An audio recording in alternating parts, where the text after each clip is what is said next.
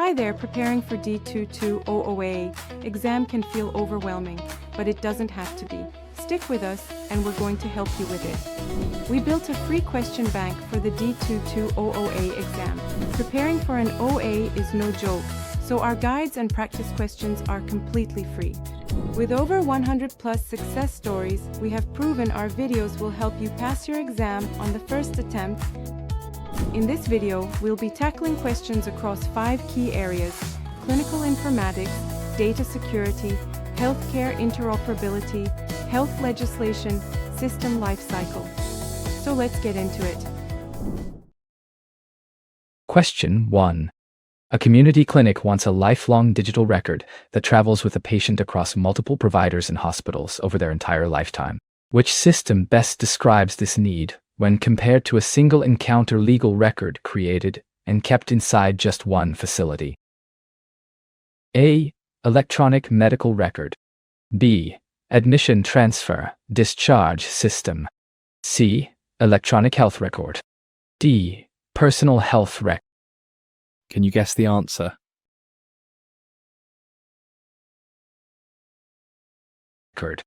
Correct answer. C. Electronic health record. Option C is correct, because an EAR is a lifelong database of healthcare data across encounters and providers, while an EMR is a single encounter legal record kept within one facility. Option A is incorrect, because an MR captures a single encounter within one specific healthcare setting, such as a physician's office, and does not travel across all providers over a lifetime. Option B is incorrect, because an ADT system tracks bed placement, transportation coordination, room readiness, and patient movement from admission to discharge, which is an operational function and not a lifelong clinical record. Option D is incorrect, because a FEAR is a lifelong tool managed by the patient for their own personal use, and is not the provider-maintained clinical database that hospitals and providers create and share. Here is the concept behind this one. The compliance officer needs a tool that records every single access event inside the EAR, who logged in, which workstation they used, which chart they opened, and the exact date and time. That kind of continuous logging is the job of an audit trail. An electronic health record, or EHR, is built to be a permanent database of health information that travels with the patient across every provider and every care setting. Compare that to an electronic medical record, or EMR, which is trapped inside one facility. An EMR is the legal record for a single encounter at a specific office or hospital and does not leave that building. An admission transfer discharge system, or ADT, is an operational tool that tracks bed placement and patient movement, not a clinical record at all. A personal health record, or FAR, is patient-owned and patient-managed, not provider-maintained. So when the question says lifelong and travels across providers, the answer has to be the EAR. Here's a D220 exam tip for you. When you see the words lifelong, across providers, or entire lifetime, pick AAR every time. Pick AAR every time. A quick recall hook: think of AAR as E for everywhere, and EMR as E for encounter at one place. Question 2. A nurse enters a new antibiotic order and immediately receives a pop-up alert warning of a serious interaction with a medication the patient is already taking. This prompt represents which type of tool that still requires human review before acting. A. Clinical decision support system. B. Admission transfer discharge system. C. Expert system using AI. D. Computerized provider order entry. Can you guess the answer?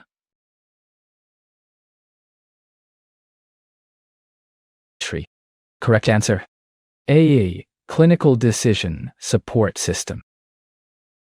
Option A is correct, because a CDSS integrates patient data with clinical knowledge to generate alerts and recommendations, yet always requires a clinician to review and decide whether to act on them. Option B is incorrect, because an ADT system manages bed placement, transportation, and movement from admission to discharge, and it does not analyze medication orders or produce drug interaction alerts for clinicians. Option C is incorrect, because an expert system uses artificial intelligence to act without human intervention, such as an insulin pump adjusting its own dose rather than prompting a clinician for review. Option D is incorrect, because HIPAA is the prescriber's entry and routing of orders to pharmacy and nursing, not the alert engine that analyzes those orders against the patient's clinical picture. To really understand why this answer is correct, let's dig into how clinical technology helps a nurse at the point of care. The scenario describes a nurse entering an antibiotic order and getting a pop-up warning about a dangerous drug interaction. The nurse still has to decide what to do next. That human review piece is the biggest giveaway. A clinical decision support system, or CDSES, pulls patient data together with clinical rules and knowledge, then fires off alerts and recommendations. It never acts on its own. A clinician always reads the alert and chooses whether to override it or change the order. An expert system works differently. It uses artificial intelligence to act without any human review, like an insulin pump adjusting its own dose. An EDT system only tracks bed placement and patient movement, so it has nothing to do with drug alerts. Computerized provider order entry, or CPO, is the order entry pathway itself, not the engine that analyzes those orders for safety. Here's a WGU D220 OA exam tip for you. When a question mentions an alert, pop-up, warning, or recommendation that still needs a clinician to act, pick CDSES. The recall hook is simple. CDSS equals clinician decides still. Expert system equals executes without asking. Question 3. A hospital wants physicians to directly type their medication, lab, and imaging orders into the system, so the orders flow instantly to pharmacy, lab, and radiology with duplicate checking built in. Which foundational technology accomplishes this entry and routing workflow? A. Admission transfer discharge system. B. Computerized provider order entry. C. Barcode medication administration. D. Clinical information system. Do you know the answer?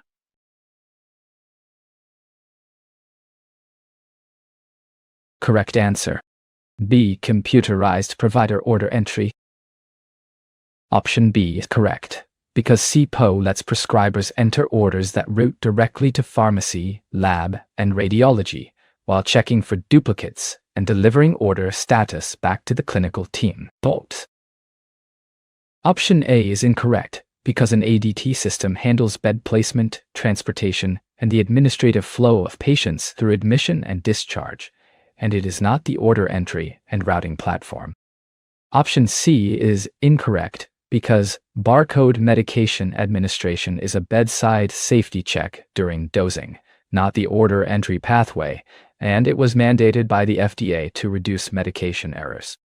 Option D is incorrect, because a clinical information system is a broad category of software for accessing patient data and planning care, rather than the specific provider-driven order, entry, and routing mechanism described. Let's walk through the concept at the heart of this question carefully. The scenario describes physicians typing orders for medications, labs, and imaging directly into the system. Those orders then move automatically to the pharmacy, the lab, and radiology. The system also checks for duplicate orders along the way. That workflow has one specific name: Computerized Provider Order Entry, or CPUE. CPUE replaces handwritten orders with direct digital entry by the prescriber. Because the prescriber types the order themselves, handwriting errors vanish and routing happens in seconds. CPUE also runs duplicate checks so the same medication does not get ordered twice by mistake. Compare that to the other options. An ADT system handles bed assignments and patient movement through admission and discharge, not clinical order entry. Barcode medication administration, or BCMA, is a bedside safety scan during dosing, not the order creation step. A clinical information system is a broad category of department software, too general to describe this specific entry and routing task. Here's a WGU D220 OA exam tip for you. When you see the prescriber entering orders directly plus automatic routing to other departments, pick CPE. The recall hook is CPO equals clinicians punch orders electronically. Question 4. A pharmacy department, laboratory, and radiology suite each use departmental software to access patient data, plan services, implement care, and evaluate outcomes within their specialty. What broad category best describes each of these department-specific software platforms used across the hospital? A. Admission, transfer, discharge system. B. Consumer health informatics. C. Personal health record. D. Clinical information system. What do you think is the answer? Correct answer. D. Clinical information system. Option D is correct, because a clinical information system is software used to access client data and to plan, implement, and evaluate care, often tailored to specific departments like pharmacy, lab, or radiology. Option A is incorrect, because an ADT system is an administrative foundation that tracks patient location and movement through admission, transfer, and discharge, rather than supporting departmental clinical planning and evaluation of care. Option B is incorrect, because consumer health informatics focuses on patient-facing tools and education that support individuals in managing their own health, not on internal departmental platforms used by clinicians inside the hospital. Option C is incorrect, because a personal health record is a lifelong tool that a patient maintains to manage their own health information and is not the departmental clinical software used by hospital staff. Here's how to think about this question clearly. The scenario describes 3 different departments: pharmacy, lab, and radiology, each running their own software to access patient data, plan services, deliver care, and evaluate results. The question wants the broad category name that covers all 3. That category is a clinical information system, or CIS. A CIS is any software used by a department to handle the full cycle of clinical work for a specific specialty. Pharmacy systems manage medications. Lab systems track specimens and results. Radiology systems store images and reports. They all fit under the same umbrella term because they all do the same kind of job for different specialties. The wrong answers each describe something else entirely.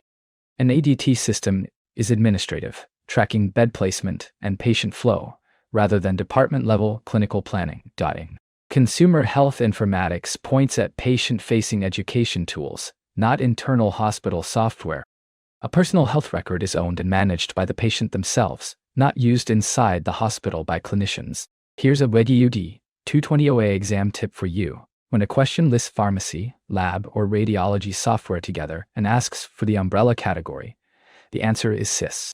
The recall hook is CIS equals clinical information system equals the umbrella over every department. Question 5. An implanted insulin pump continuously senses glucose readings and adjusts dosing automatically without asking a nurse or physician to review the decision before acting. Which category of clinical technology best describes this self-directed behavior compared to a traditional alert tool? A. Clinical decision support system. B. Barcode medication administration.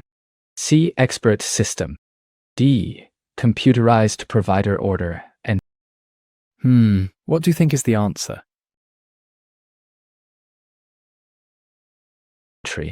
Correct answer. C. Expert system. Option C is correct, because an expert system uses artificial intelligence to act without human intervention, making its own adjustments. An insulin pump fits this because it changes dosing alone instead of prompting staff. Option A is incorrect, because a clinical decision support system generates alerts and recommendations that require a human user to review and decide whether to act, unlike the self-directed behavior described in this scenario. Option B is incorrect, because barcode medication administration is a bedside verification step used to confirm the correct patient and medication during dosing, rather than an autonomous device that adjusts therapy on its own. Option D is incorrect because computerized provider order entry lets clinicians enter orders that route to pharmacy and other departments, and it is not an autonomous therapy device that senses and treats without human input. Let's dive into the theory behind this one. The scenario describes an implanted insulin pump that senses glucose levels and adjusts its own dose without asking a nurse or a doctor to approve the change. That autonomous behavior is the key fact. When a machine acts on its own using artificial intelligence, that machine is an expert system. An expert system gathers data, applies clinical rules, and takes action without waiting for a human. The insulin pump is the textbook example. It reads the glucose, decides on a dose, and delivers it, all in a closed loop. Now, compare that to a clinical decision support system. A CDS also uses patient data and clinical rules, but it never acts alone. It fires an alert or a recommendation, and then hands control back to the clinician. Barcode medication administration is a bedside verification step during dosing, not a self-directed device. HIPAA is just the order entry pathway from the prescriber. Neither of those acts independently on patient therapy. Here's a D220 OA exam tip for you. When you see a device acting on its own without human review, pick expert system. The recall hook is expert equals executes without asking, and CDSS equals clinician decides still. Question 6. A hospital orientation class is explaining why every employee must sign confidentiality agreements and complete privacy training before touching the electronic health record. Which federal law establishes the national standard that drives these confidentiality, privacy, and security requirements across United States healthcare? A. Health Insurance Portability, Accountability Act. B. American Recovery and Reinvestment Act. C. Patient Protection Affordable Care Act. D. 21st Century Cures Act. What do you think is the answer? Act. Correct answer. A. Health Insurance Portability Accountability Act. Option A is correct, because HIPAA establishes the national standard for personal health information, providing legal protection for protected health information and requiring confidentiality, privacy, and security measures across all covered entities. Option B is incorrect, because the American Recovery and Reinvestment Act authorized incentive payments for adopting electronic health record technology, rather than establishing the federal privacy and security standard for protected health information. Option C is incorrect, because the Patient Protection and Affordable Care Act guarantees access to health care and incentivizes coordinated quality care, rather than setting the federal baseline for confidentiality and privacy of protected health information. Option D is incorrect, because the 21st Century Cures Act gives patients more power and access to their own records, not the foundational national privacy and security standard governing protected health information across covered entities. Here is the foundation behind this question. The scenario describes new staff signing confidentiality agreements and completing privacy training before ever touching the EHR. That training requirement comes straight from one federal law, the Health Insurance Portability and Accountability Act, or HIPAA. HIPAA sets the national standard for protected health information. It defines who counts as a covered entity, what qualifies as FI, and what confidentiality, privacy, and security measures every covered entity must put in place. That is why hospitals require signed agreements and annual training. The other answer choices touch healthcare but miss the privacy focus. The American Recovery and Reinvestment Act from 2009 authorized incentive payments for adopting EHR technology, a money and adoption law, not a privacy law. The Patient Protection and Affordable Care Act guarantees access to care and rewards coordinated quality, again a coverage and payment law rather than a confidentiality standard. The 21st Century Cures Act gives patients faster access to their own records, but it builds on top of HIPAA rather than creating the baseline privacy rules. Here's a D220 OA exam tip for you. When you see confidentiality, privacy, or security of protected health information, pick HIPAA every time. The recall hook is HIPAA equals hospitals instill privacy and accountability. Question 7. An informatics nurse is listing examples of physical safeguards for protected health information to include in a new staff onboarding handbook. Which item listed below clearly fits the definition of a physical safeguard rather than a technical or administrative safeguard? A. Encrypting emails during transmission. B. Role-based access on patient charts. C. Automatic log-off after inactivity. D. locking file servers in restricted rooms. Do you know the answer?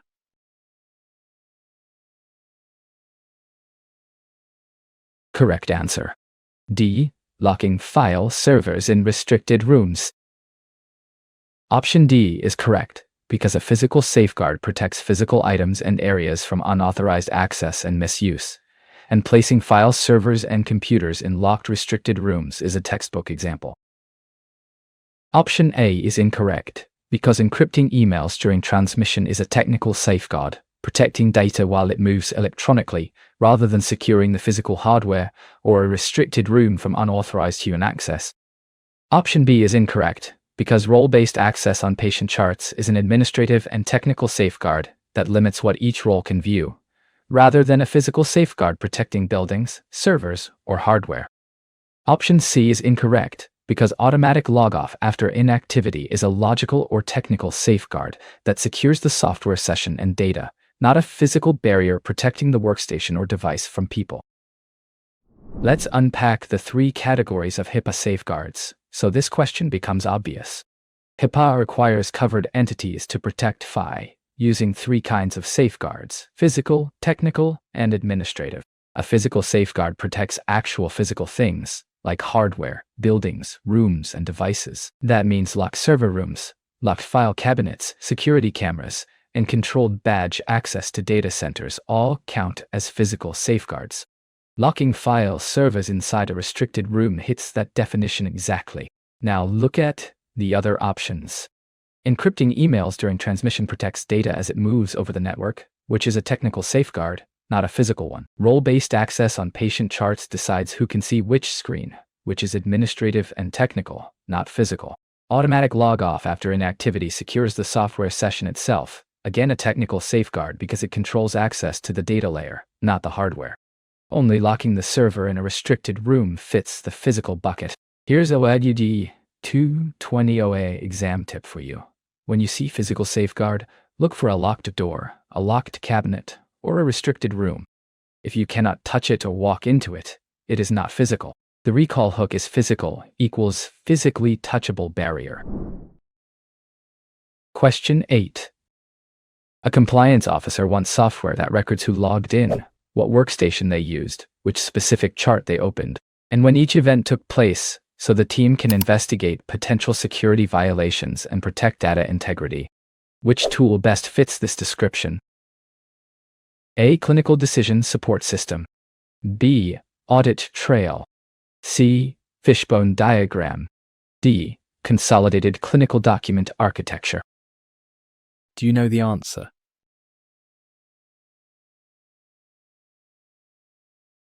Correct answer.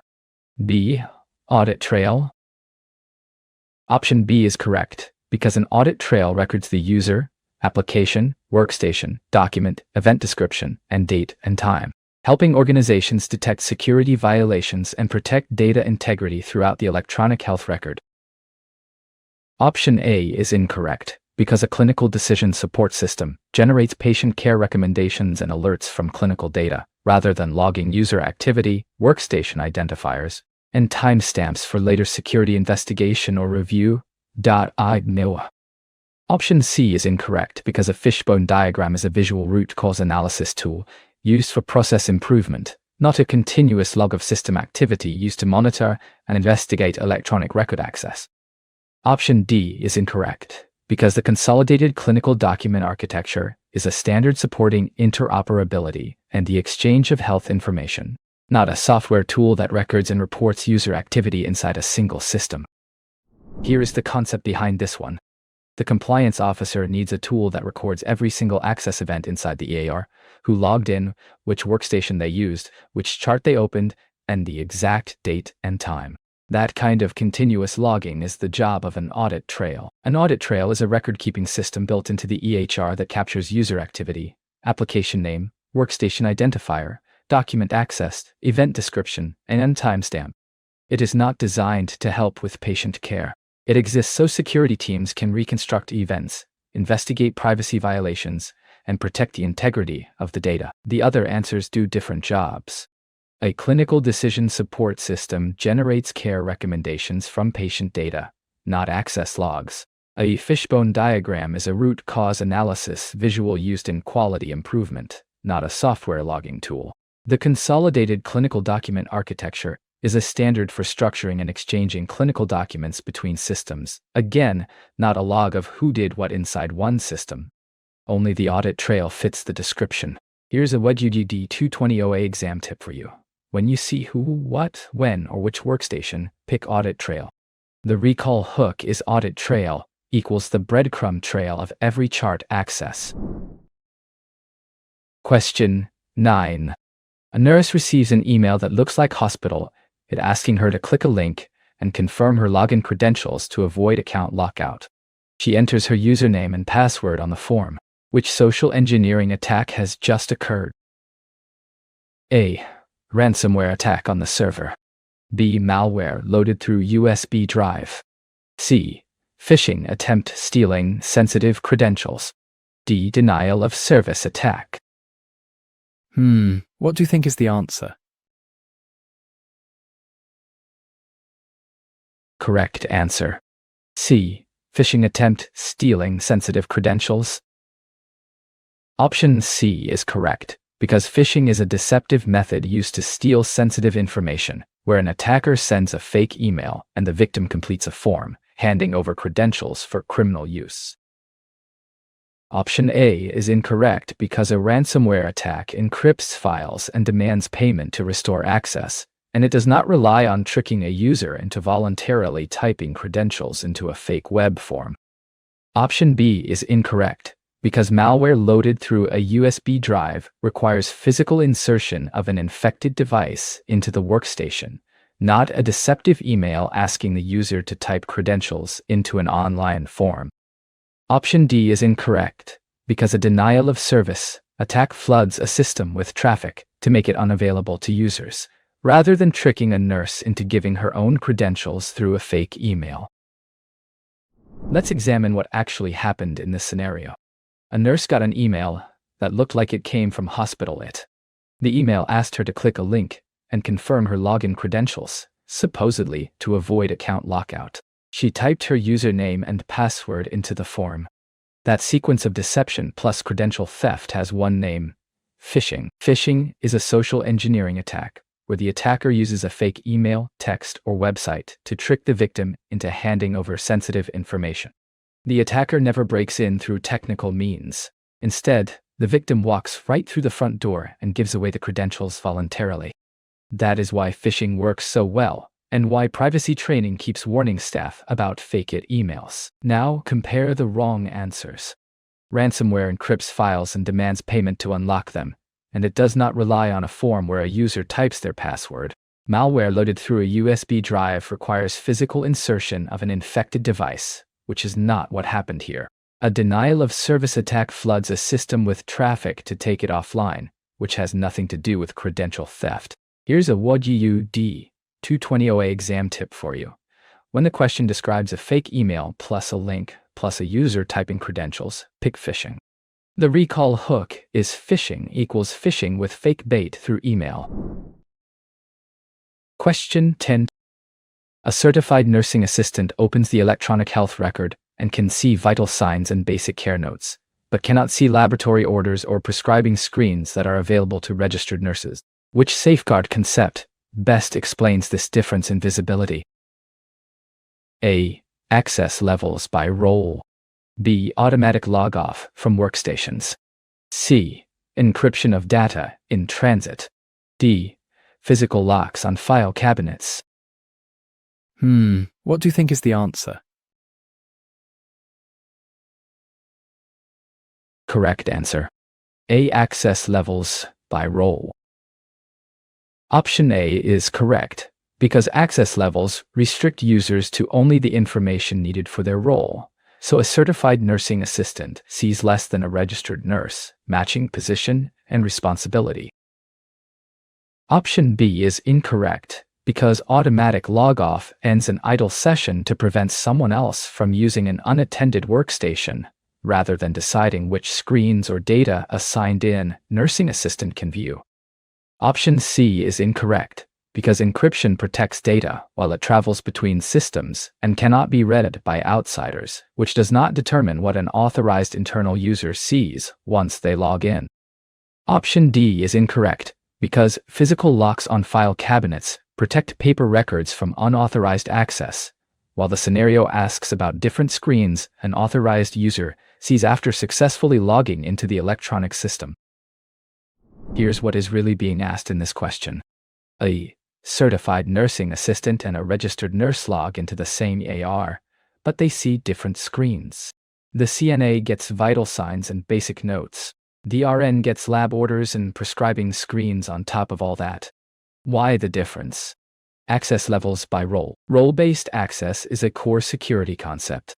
Every user account gets assigned a role, and that role determines which screens, which data, and which actions the user can perform. A CNA does not prescribe medications, so the prescribing screens are hidden from the CNA role by design. The RN role unlocks those screens, because prescribing falls within an RN scope of practice. This is how HIPAA keeps data on a need-to-know basis, only the minimum necessary for the job. The other options miss the mark. Automatic log-off ends an idle session. It does not decide what the signed-in user sees. Encryption protects data moving between systems, not what screens are visible after login. Physical locks on file cabinets secure paper records, not digital screens. Here's a buggy D220 OA exam tip for you. When two logged-in users see different screens based on their job title, pick role-based access. The recall hook is role decides what you see on screen. Question 11. A regional health network wants two different hospital systems to exchange patient data in a way that both sides can accurately use and interpret without losing the original meaning of the clinical information. Which term best describes this ability to share and correctly use data? A. Configurability. B. Integration. C. Data mining. D. Interoperability. Do you know the answer?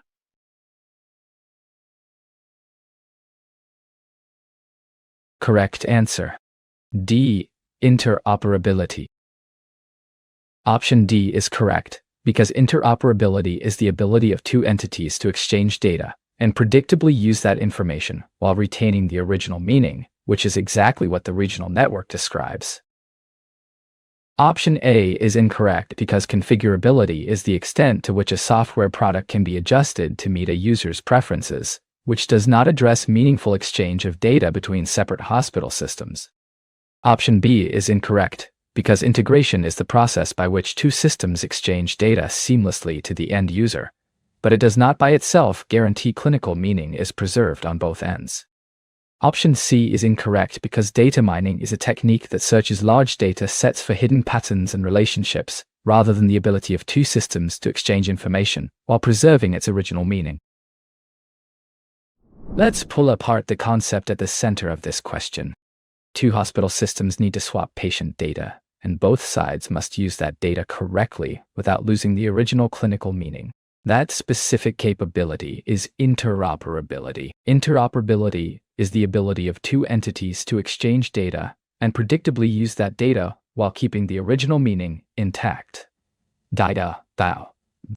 The emphasis on meaning is what separates interoperability from plain data transfer. If hospital A sends a blood pressure reading and hospital B sees a different number or a different unit, the meaning is lost and the exchange failed. Real interoperability keeps the reading, the unit, the context, and the timestamp all accurate on both ends. Now compare the distractors. Configurability is how much a product can be adjusted to user preferences, which is not about data exchange between two systems. Integration is the process of making two systems feel seamless to the user, but integration alone does not guarantee the clinical meaning is preserved, so it is a weaker answer. Data mining searches huge data sets for hidden patterns, completely different activity. Here's a D220 OA exam tip for you. When a question says exchange data plus preserve meaning between different systems, pick interoperability. The recall hook is interoperability equals inter plus operable equals works between systems without losing meaning. Question 12.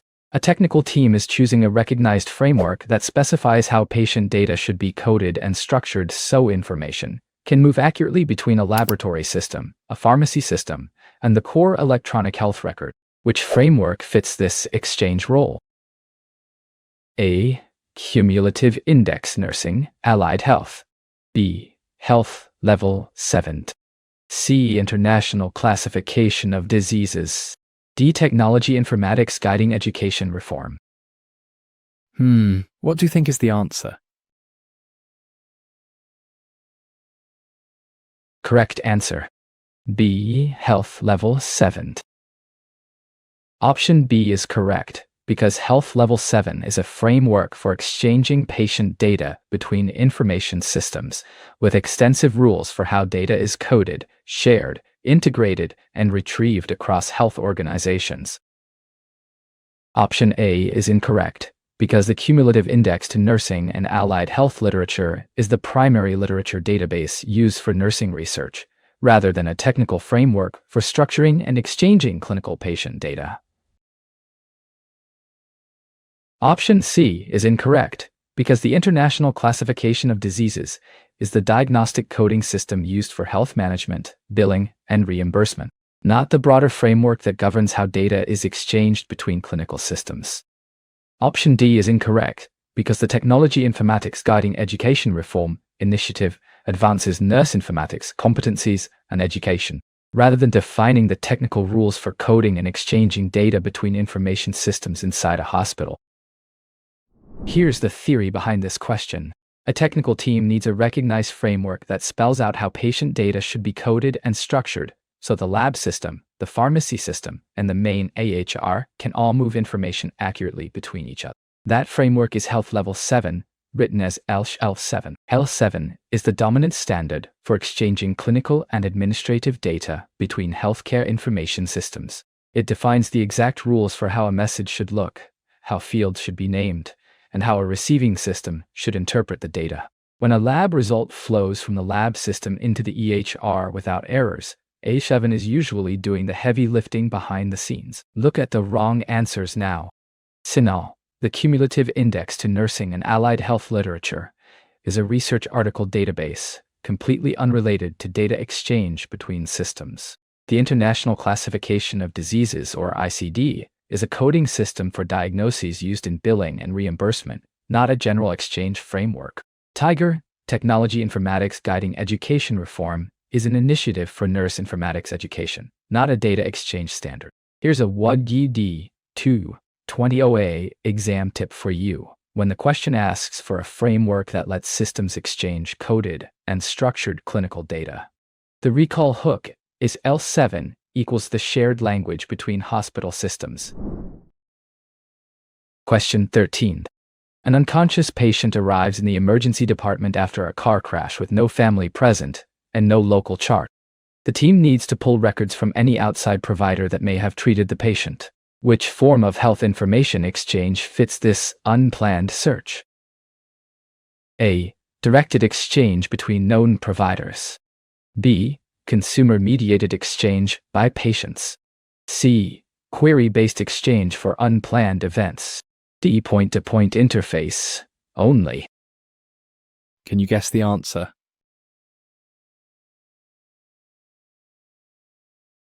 Correct answer.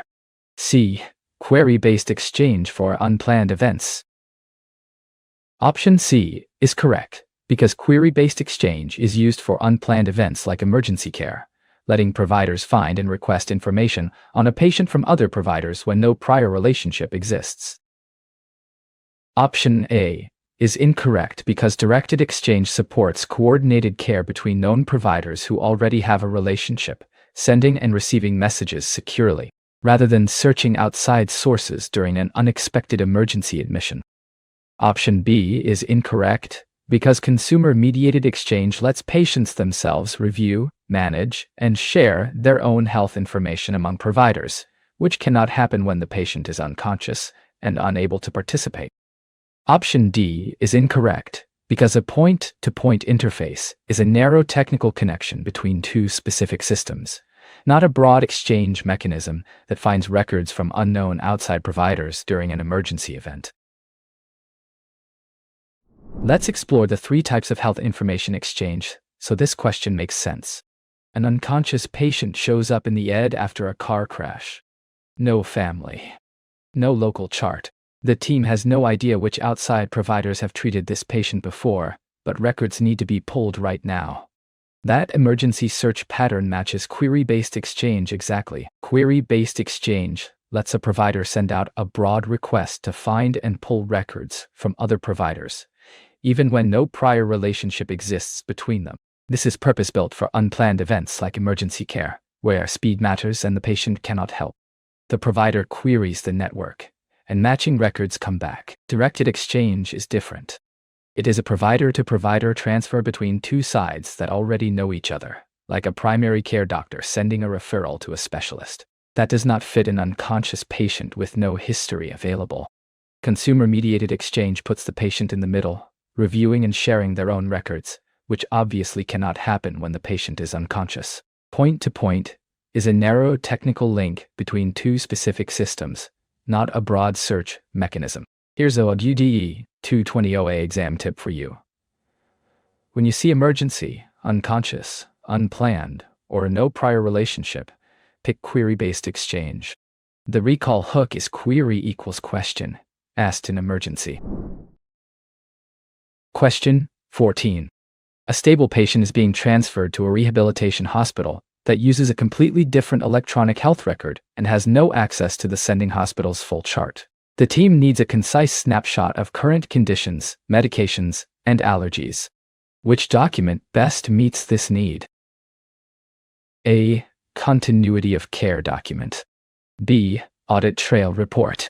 C. Ad hoc patient report. D. Admission, transfer, discharge summary.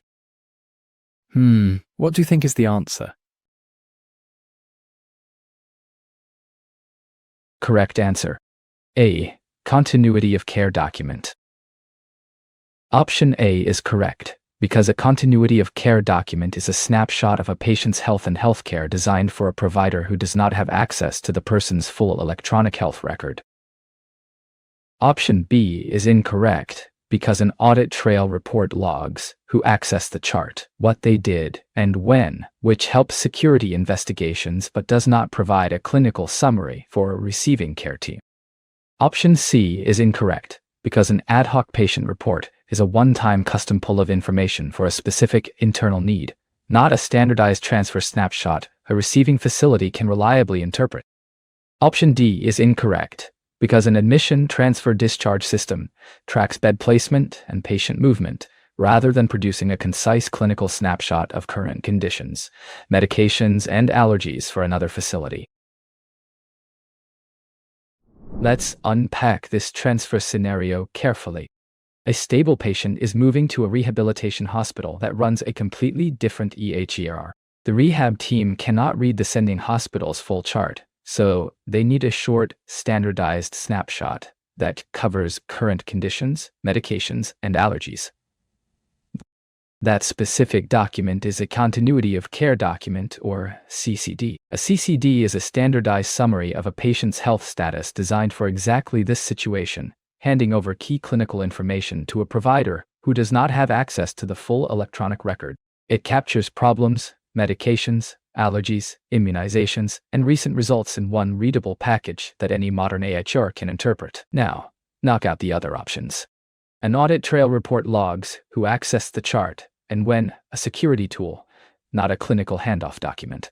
An ad hoc patient report is a one-time custom data pull for an internal need, not a standardized transfer format. An admission transfer discharge summary comes from the ADT system that tracks bed placement and movement, not a clinical snapshot designed for transfer to a different EHR. Only the CCD fits this transfer need. Here's a D220 OA exam tip for you. When you see transfer to another facility plus concise clinical summary, pick continuity of care document.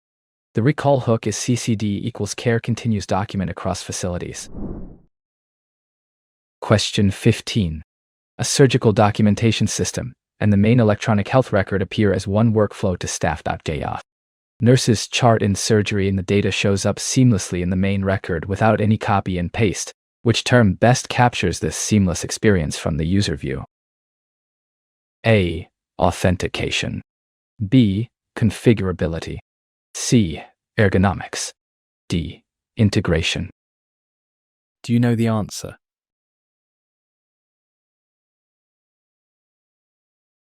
Correct answer. D. Integration.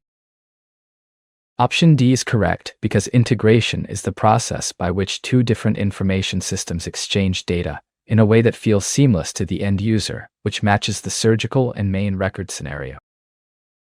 Option A is incorrect because authentication is the action that verifies a user's authority to access specified data, such as login and passwords, rather than the behind-the-scenes connection that lets two systems share charted information. Option B is incorrect because configurability is how much a software product can be customized to user preferences, not the underlying technical link that allows two systems to pass charted surgical information back and forth. Option C is incorrect because ergonomics is the scientific study of work and space, including details that affect productivity and health, and does not describe how two software systems share clinical documentation behind the scenes. Let's walk through the difference between integration and a few look-alike terms, so this question locks in. The scenario says nurse's chart inside the surgical documentation system, and that data shows up automatically in the main EHR without any copy and paste. The user sees one workflow, but underneath two different systems are talking to each other. That seamless user experience is integration. Integration is the process of two separate information systems exchanging data so that the end user feels like they are working with a single system. The technical plumbing stays hidden. The nurse does not log into two applications or manually move data. The surgical note just appears in the main record. This saves time, reduces errors, and simplifies training. Compare that to the wrong answers. Authentication is the act of verifying a user's identity at login, password, and badge scans, not about sharing data between systems. Configurability is how much a product can be tailored to user preferences, like changing font size or default screens, not about system-to-system data flow. Ergonomics is the study of how the physical work environment affects productivity and comfort, things like monitor height and keyboard position, not data exchange at all. Here's a What You Do D220 OA exam tip for you. When the question says seamless to the user plus data appears automatically between systems, pick integration. The recall hook is integration equals systems integrate invisibly behind the scenes. Question 16. A hospital chief financial officer is explaining the 2009 federal law that first authorized incentive payments for adopting and using interoperable health information technology and electronic health records, providing the economic stimulus behind nationwide EHR adoption. Which law is being described? A. Health Insurance Portability Accountability Act. B. American Recovery and Reinvestment Act. C. Patient Protection Affordable Care Act. D. 21st Century Cures Act. Can you guess the answer? Act. Correct answer. B. American Recovery and Reinvestment Act. Option B is correct, because the American Recovery and Reinvestment Act of 2009 authorized incentive payments to hospitals and healthcare professionals for adopting and using interoperable health information technology and electronic health records. Option A is incorrect, because the Health Insurance Portability and Accountability Act sets the national standard for personal health information and its protection, rather than funding stimulus incentives for adopting electronic health record technology. Option C is incorrect, because the Patient Protection and Affordable Care Act guarantees access to healthcare and rewards better coordinated quality care, rather than providing 2009 stimulus funding tied to electronic health record adoption. Option D is incorrect, because the 21st Century Cures Act focuses on giving patients more power and faster access to their own records, rather than serving as the 2009 stimulus law that ceded EHR adoption. Let's set the historical context for this question. The year was 2009. The country was climbing out of a recession. Congress passed a massive stimulus bill called the American Recovery and Reinvestment Act, or ARA.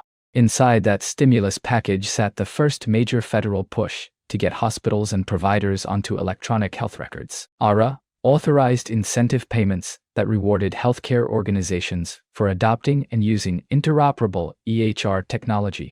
This was the economic engine behind the nationwide move from paper to digital records, because money talked. Hospitals that adopted early got paid. Hospitals that dragged their feet eventually faced penalties. The law also created the HITech provision inside it, which funded workforce training and new research, but ARA itself is the larger 2009 law that first authorized the incentive payments. Look at the wrong choices. HIPAA sets the national privacy standard for protected health information, not the 2009 stimulus for EHR adoption. The Affordable Care Act focused on access to coverage and rewarding coordinated care. Different mission entirely. The 21st Century Cures Act came later and centered on patient access to records, not stimulus incentives for EHR adoption. Here's a What You D220 OA exam tip for you. When you see 2009 plus stimulus plus EHR incentives, pick ARA. The recall hook is ARA equals authorized recovery for EHR adoption. Question 17. A quality committee is summarizing the overall purpose of meaningful use for new leadership. They want one statement that captures the intent behind the federal program rather than a narrow detail. Which statement best describes the overarching goal of meaningful use across healthcare? A. Issue penalties to non-compliant physicians. B. Rank hospitals by patient satisfaction. C. Achieve quality, safety, and efficiency. D. Replace all paper charts nationwide. What do you think is the answer? Correct answer. C. Achieve quality, safety, and efficiency. Option C is correct because meaningful use promotes the achievement of quality, safety, and efficiency measures through health information technology, engaging patients, protecting privacy, and improving care in a cost-effective way. Option A is incorrect because issuing penalties is a later enforcement detail, not the overall goal. The program aims to improve care and engagement with incentives and penalties serving as levers supporting that goal. Option B is incorrect because ranking hospitals by patient satisfaction is not the stated purpose of meaningful use, which focuses on capturing, sharing, and acting on data to raise quality, safety, and efficiency across healthcare. Option D is incorrect because simply replacing all paper charts is a means, not the end. Meaningful use uses electronic records to drive better outcomes, engaged patients, and interoperable data, not just technology adoption alone. Here's the big picture behind this question. Meaningful use is a federal program that rewards hospitals and providers for using certified EHR technology in ways that actually improve care. The committee wants one statement that captures the overall intent, not a narrow detail. The correct statement is achieve quality, safety, and efficiency. That phrase is the stated goal of the program. Meaningful use pushes organizations to use EHRs to raise quality of care, improve patient safety, run operations more efficiently, engage patients in their own care, protect privacy, and support interoperable data sharing. All of those aims roll up under the quality, safety, and efficiency banner. The distractors sound plausible but miss the target. Issuing penalties to non-compliant physicians is one enforcement tool, not the program's goal. Penalties exist to push adoption, and the goal sits above the penalty. Ranking hospitals by patient satisfaction is not what meaningful use does. Satisfaction surveys live in other programs like HIPAA. Replacing all paper charts is a means to an end, not the end itself. EHR adoption is the vehicle that carries the program toward quality, safety, and efficiency. Here's a D220 OA exam tip for you. When the question asks for the overarching purpose of meaningful use, pick quality, safety, and efficiency. The recall hook is meaningful use equals make use meaningful by improving quality. Question 18. A group of physicians treating many Medicare patients is being measured on quality, resource use, clinical practice environment, and meaningful use of electronic health record technology. Which federal program has replaced meaningful use for physicians using this broader measurement approach?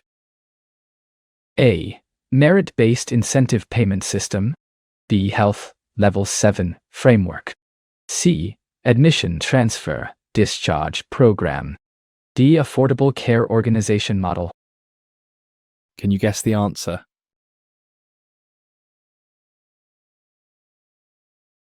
Correct answer. A. Merit-based incentive payment system. Option A is correct because the merit-based incentive payment system measures quality, resource use, clinical practice environment, and meaningful use of EHR technology to ensure Medicare patients receive the right care at the right time. Option B is incorrect because Health Level 7 is a technical framework for exchanging coded clinical data between information systems, not a federal incentive program measuring physician quality and performance for Medicare reimbursement purposes. Option C is incorrect because admission transfer discharge is a hospital administrative system that tracks bed placement and patient movement, not a physician quality payment program tied to Medicare reimbursement or electronic record use. Option D is incorrect because the Affordable Care Organization label is inaccurate and does not describe the federal program that replaced meaningful use for physicians and measures quality, resources, practice environment, and technology use. Let's explain what happened to meaningful use for physicians. Meaningful use did not disappear. For physicians treating Medicare patients, it got folded into a broader performance program called the Merit-Based Incentive Payment System. MIPS measures 4 areas: quality of care, resource use, clinical practice environment, and meaningful use of EHR technology. Instead of evaluating physicians on EHR use alone, MIPS looks at the whole picture of how a physician practices. CMS then uses that combined score to adjust Medicare payments up or down, rewarding high performers and penalizing low performers. That broader measurement approach is what replaced standalone meaningful use on the physician side. Now look at the wrong answers. Health Level 7 is a technical data exchange framework, not a physician payment program. Admission transfer discharge is a hospital administrative system for bed tracking, not a Medicare reimbursement scheme. Affordable Care Organization is not the correct name of any federal program. The actual related concept is an accountable care organization, which is a care delivery model, not a physician scoring system that replaced meaningful use. Here's a D220 OA exam tip for you. When the question says replaced meaningful use for physicians plus measures quality and EHR use for Medicare, pick MIPS. The recall hook is MIPS equals measures improvement in physician scoring. Question 19. A policy analyst is reviewing the provision that provided funds, workforce training, and new technology research to strengthen electronic health record adoption and improve the use of health information technology to lower overall costs and improve population health. Which act does this describe? A. Health Insurance Portability, Accountability Act. B. Patient Protection, Affordable Care Act. C. American Recovery Reinvestment Act. D. Health Information Technology Economic Clinical Health Act. Can you guess the answer?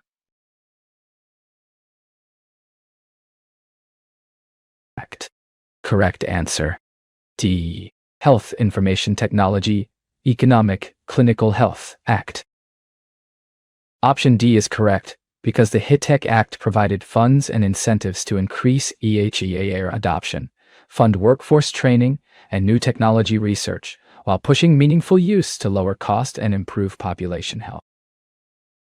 Option A is incorrect because the Health Insurance Portability and Accountability Act establishes the national standard for protected health information privacy and security, rather than funding workforce training or research behind electronic health record adoption. Option B is incorrect because the Patient Protection and Affordable Care Act focuses on guaranteeing access and incentivizing coordinated quality care, rather than specifically funding electronic health record workforce training and new technology research. Option C is incorrect because the American Recovery and Reinvestment Act is the broader stimulus law that authorized incentive payments, while HIPAA is the specific provision within it that funds workforce training and research. Let's zoom in on the provision hiding inside ARA. ARA was the big 2009 stimulus, and HIPAA sits inside it as the specific section that deals with health information technology. HIPAA stands for Health Information Technology for Economic and Clinical Health Act. HIPAA provided funds and incentives to increase adoption, paid for workforce training programs to prepare clinicians and its staff, and funded new technology research. It also pushed meaningful use, pairing financial rewards with real-world outcomes like lower cost and better population health. When the question lists funds plus workforce training plus new technology research, HIPAA is the specific fingerprint, not the broader RA umbrella that contains it. Look at the distractors. HIPAA sets the privacy standard for protected health information, not workforce training and research funding. The Affordable Care Act focuses on coverage expansion and coordinated care, a different policy lane. IRA is the larger stimulus law, but it authorized many things beyond HIT, so when the question points at the specific workforce training and new technology research piece, HIPAA is the closer fit. Here's a D220 OA exam tip for you. When you see workforce training plus technology research plus AAR adoption funds, pick HIPAA. The recall hook is HIPAA equals HIT plus training plus economic funding, all in one act. Question 20. A nurse informatics specialist is writing a staff briefing about which government organization runs and oversees the Meaningful Use program at the federal level, including the rules hospitals must follow to qualify for the related EHR incentive payments and reporting requirements. Which organization is this? A. National Quality Forum. B. Centers for Medicare and Medicaid Services. C. Joint Commission on Accreditation. D. Food and Drug Administration. What do you think is the answer? Correct answer. B. Centers for Medicare and Medicaid Services. Option B is correct, because the Centers for Medicare and Medicaid Services develop the Meaningful Use core criteria and oversees the program, setting rules for basic ER functions and standardized terminology requirements for participating hospitals. Option A is incorrect, because the National Quality Forum is a non-profit membership organization that improves healthcare through meaningful measurement, rather than the federal agency that directly runs and oversees the Meaningful Use incentive program. Option C is incorrect, because the Joint Commission is an accreditation body focused on information management standards like uniform language, training, and disaster preparedness, rather than the operator of the Meaningful Use incentive payment program. Option D is incorrect, because the Food and Drug Administration mandated barcode medication administration and regulates drugs and devices, rather than overseeing the federal Meaningful Use program and its electronic health record incentive payments. Let's clarify which federal agency actually runs the Meaningful Use program. The agency is the Centers for Medicare and Medicaid Services, or CMS. CMS developed the Meaningful Use core criteria, set the rules for which ER functions, and standardized terminologies a hospital must use, and oversees the incentive payments tied to the program. Because CMS controls Medicare and Medicaid payment, it is the natural home for any program that ties reimbursement to technology adoption. If a hospital wants the incentive money or wants to avoid the payment penalty, it answers to CMS on Meaningful Use. Now look at the wrong answers.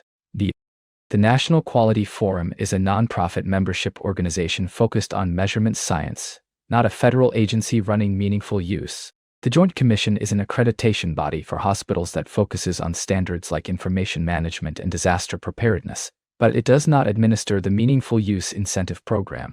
The Food and Drug Administration mandated barcode medication administration and regulates drugs and devices, a different mission entirely from running the Meaningful Use incentive program. Here's a D220 OA exam tip for you. When a question ties a federal program to Medicare or Medicaid payments, pick CMS. The recall hook is CMS equals centers that manage standards for Medicare payments. Question 21. A large health system is preparing to select and launch a new electronic health record. Their project lead wants a structured sequence that begins with understanding needs, moves through selection and build, then go live, and continues into ongoing maintenance. Which framework describes this full cycle? A. Fishbone root cause analysis. B. Cotter 8-step change model. C. Systems development life cycle. D. Benchmarking external comparison What do you think is the answer? process. Correct answer. C. Systems development life cycle. Option C is correct because the systems development life cycle moves through needs assessment, system selection, implementation, and maintenance, giving the project lead a structured path from initial concept through go live and ongoing support. Option A is incorrect because a fishbone root cause analysis is a tool for diagnosing problems by visualizing possible causes, not a life cycle framework for selecting, implementing, and maintaining an electronic health record. Option B is incorrect because the Cotter 8-step change model guides human behavior during change, such as creating urgency and building a coalition, rather than the technical phases of selecting and maintaining a system. Option D is incorrect because benchmarking is a continual comparison of services and performance against tough competitors in the industry, rather than a structured lifecycle for building and maintaining a new health information system. Here's the framework behind this question. A large health system needs a structured path to pick, build, launch, and maintain a new ERDAR. That full cycle has a specific name in informatics, the Systems Development Life Cycle, or SDLC. SDLC is a project management framework that walks a team through every phase of building or replacing an information system. The phases typically include needs assessment, planning, system selection, design, implementation, go live, and ongoing maintenance. Each phase has its own deliverables, checkpoints, and people involved. SDLC gives the project lead one shared map so every stakeholder knows what comes next and who owns each stage. Look at why the other options do not fit. A fishbone diagram is a root cause analysis visual for diagnosing problems, not a life cycle for building systems. The Cotter 8-step change model guides human behavior during organizational change. Things like creating urgency and forming a coalition, not the technical phases of selecting and maintaining software. Benchmarking compares your performance against external competitors, a strategic analysis activity, not a build and maintain lifecycle. Here's a D220 OA exam tip for you. When you see needs assessment plus selection plus go live plus maintenance, pick SDLC. The recall hook is SDLC equals step-by-step development lifecycle from start to finish. Question 22. During the planning phase of a new EHR project, a nurse informaticist and an emergency nurse are asked to evaluate strengths, weaknesses, opportunities, and threats of the current admission workflow and proposed replacement. Which planning tool best matches this type of process analysis? A. SWOT analysis. B. Gap analysis tool. C. Fishbone diagram. D. Scope creep. Can you guess the answer? Check. Correct answer. A. SWOT analysis. Option A is correct because a SWOT analysis occurs during the planning phase of the system's development lifecycle, evaluating strengths, weaknesses, opportunities, and threats to highlight gaps and opportunities in the current workflow. Option B is incorrect because a gap analysis lists features and functions that are desired but not yet available in the new system, rather than evaluating strengths, weaknesses, opportunities, and threats of a process overall. Option C is incorrect because a fishbone diagram is a root cause analysis tool that maps possible causes of a specific problem, rather than a structured planning framework using strengths, weaknesses, opportunities, and threats categories. Option D is incorrect because a scope creep check would monitor uncontrolled growth of user expectations during a project, rather than systematically evaluating a workflow along strengths, weaknesses, opportunities, and threats during the planning phase. Let's clarify which planning tool fits this scenario. A nurse informaticist and an ed nurse are evaluating strengths, weaknesses, opportunities, and threats of the current admission workflow against the proposed replacement. Those 4 words, strengths, weaknesses, opportunities, threats, are the direct fingerprint of a SWOT analysis. SWOT happens during the planning phase of the SDLC. It gives a team a structured way to look at a process or system from 4 angles at once. Strengths and weaknesses sit inside the organization, things you control. Opportunities and threats live outside, market forces, regulations, competitor moves.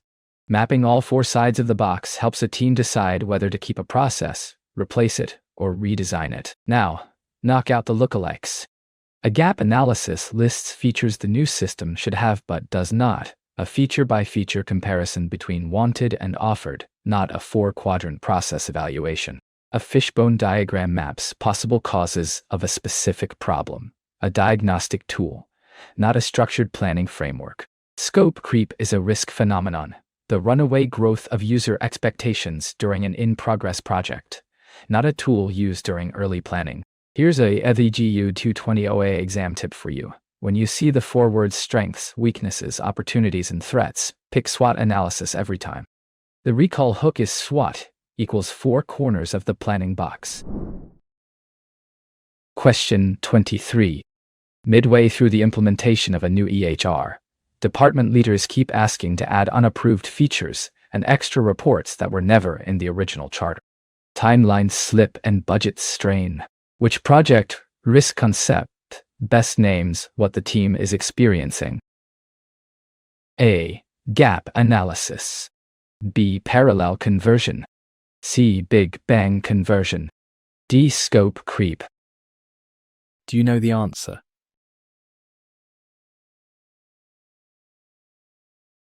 Correct answer.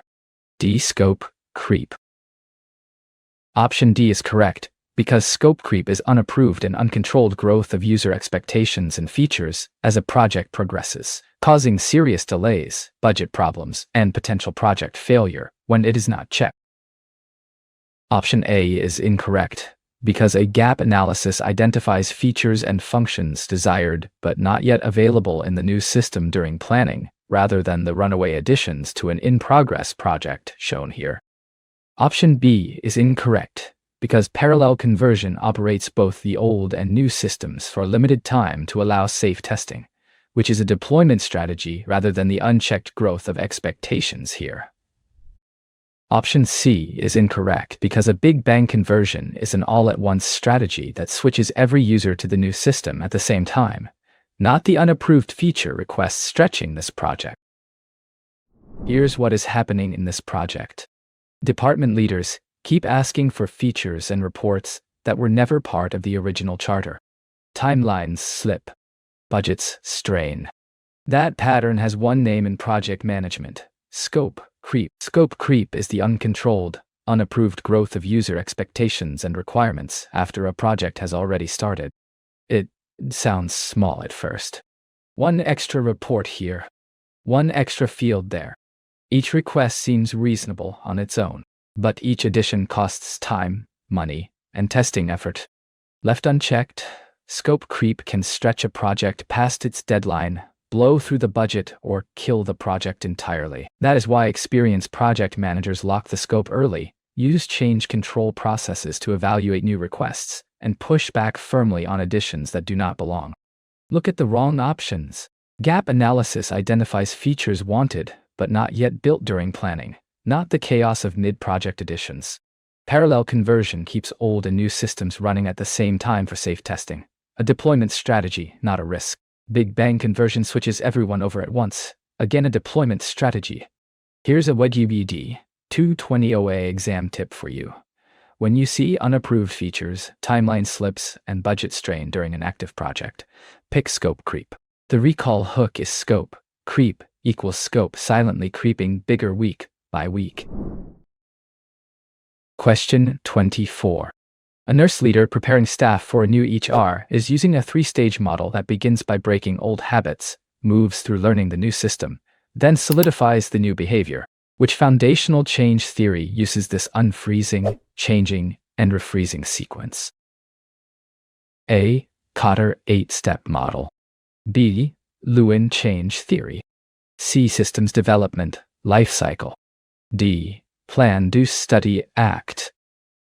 Can you guess the answer?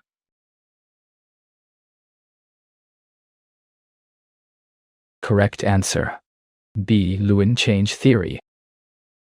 Option B is correct, because Lewin's change theory identifies the 3 steps of unfreezing, changing, and refreezing, and it actively involves employees in decision-making during planned change, matching the nurse leader's 3-stage approach exactly. Option A is incorrect, because the Kotter model is a different change framework that begins with creating urgency and builds through 8 separate steps, rather than the 3-stage unfreezing, changing, and refreezing structure described here. Option C is incorrect because the systems development lifecycle is a technical framework for building and maintaining information systems through phases like needs assessment and maintenance, not a human change theory with 3 stages. Option D is incorrect because Plan, Do, Study, Act is a quality improvement cycle used for testing small changes iteratively, rather than a 3-stage theory using unfreezing, changing, and refreezing to guide change. Let's break down this classic change theory. The nurse leader is using 3 stages: unfreezing, changing, and refreezing. That exact 3-stage sequence belongs to Lewin's change theory. Kurt Lewin proposed that changing human behavior requires 3 distinct steps. Step 1, unfreezing, means breaking old habits and loosening the status quo, so people are open to something new.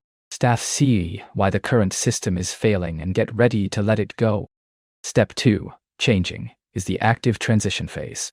Staff learn the new system, practice new workflows, and work through the discomfort of doing things differently.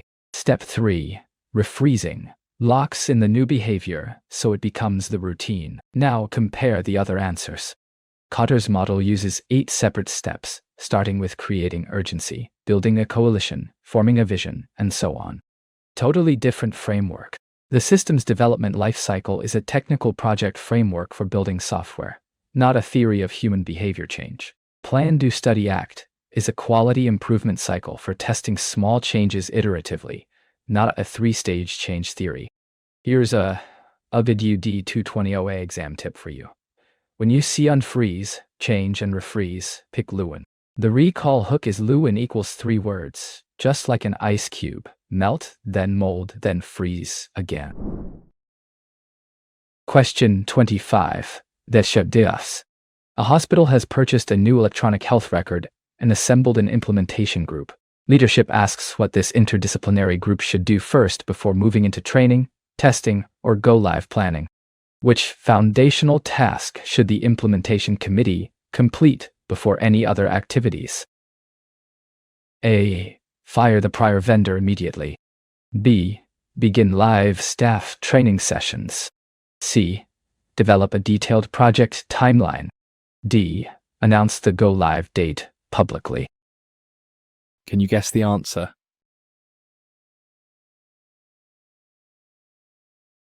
Correct answer. C. Develop a detailed project timeline.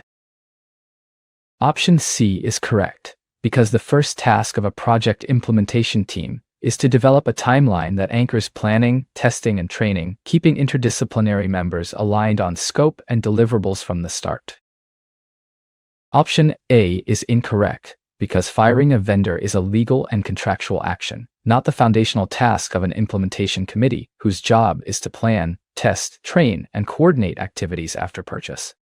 Option B is incorrect, because live staff training sessions happen during implementation after a timeline, scope, and build are in place, rather than being the very first task an implementation committee undertakes when assembling.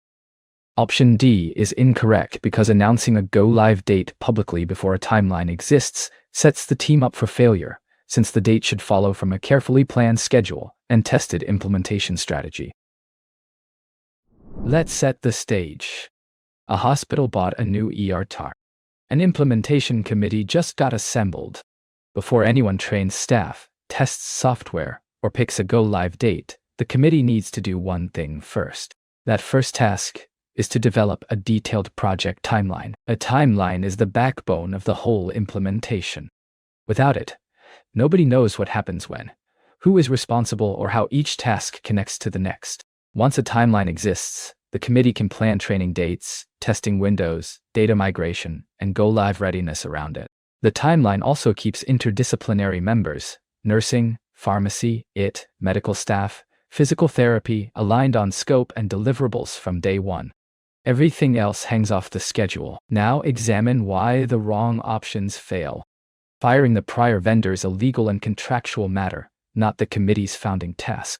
Starting live staff training sessions cannot happen before the system is built, tested, and ready, so training is a downstream activity. Announcing the go-live date publicly before a timeline exists sets the team up to miss the date, because the date should fall out of a carefully planned schedule, not drive it. Here's a D220 OA exam tip for you.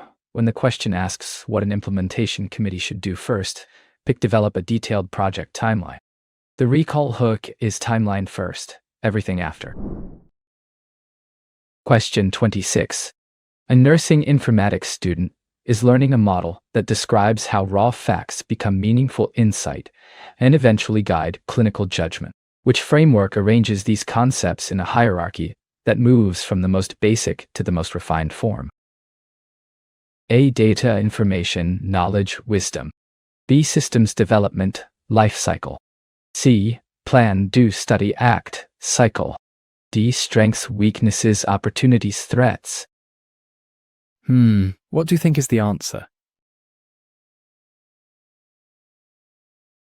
Correct answer. A. Data, information, knowledge, wisdom.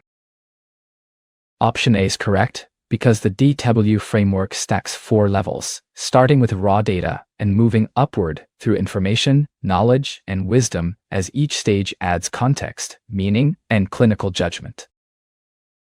Option B is incorrect, because the systems development lifecycle is a project management framework for planning, selecting, implementing, and maintaining information systems rather than describing how facts mature into applied clinical insight.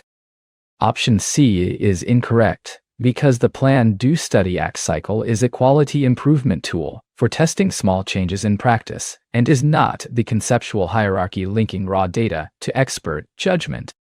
Option D is incorrect, because SWOT is a strategic planning tool that examines strengths, weaknesses, opportunities, and threats inside an organization, not a model of how data transforms into nursing wisdom. Let's explore the hierarchy behind nursing informatics thinking. A nursing informatics student is learning how raw facts mature into clinical judgment. That progression has a name, the Data Information Knowledge Wisdom Framework, or DKW. DKW stacks 4 levels, each built on the one below it. At the base sits data, raw, unprocessed facts and measurements with no context. Above that sits information, data that has been given context and meaning. Higher up sits knowledge, patterns and relationships across multiple pieces of information. At the top sits wisdom, the application of experience and judgment to complex situations where the answer is not obvious. Nurses move up and down this ladder constantly, capturing data during assessment, interpreting information at the bedside, recognizing patterns over time, and applying clinical wisdom in ambiguous cases. Compare to the wrong answers. The systems development life cycle is a project framework for building software systems, not a concept hierarchy. Plan, Do, Study, Act is a quality improvement cycle for testing small changes iteratively, not a ladder of understanding. SWOT is a strategic planning tool for evaluating strengths, weaknesses, opportunities, and threats, not a progression of facts into wisdom. Here's a D220 OA exam tip for you. When a question describes moving from raw facts up to clinical judgment, pick DKW. The recall hook is DKW equals data, climbs to information, climbs to knowledge, climbs to wisdom. Question 27.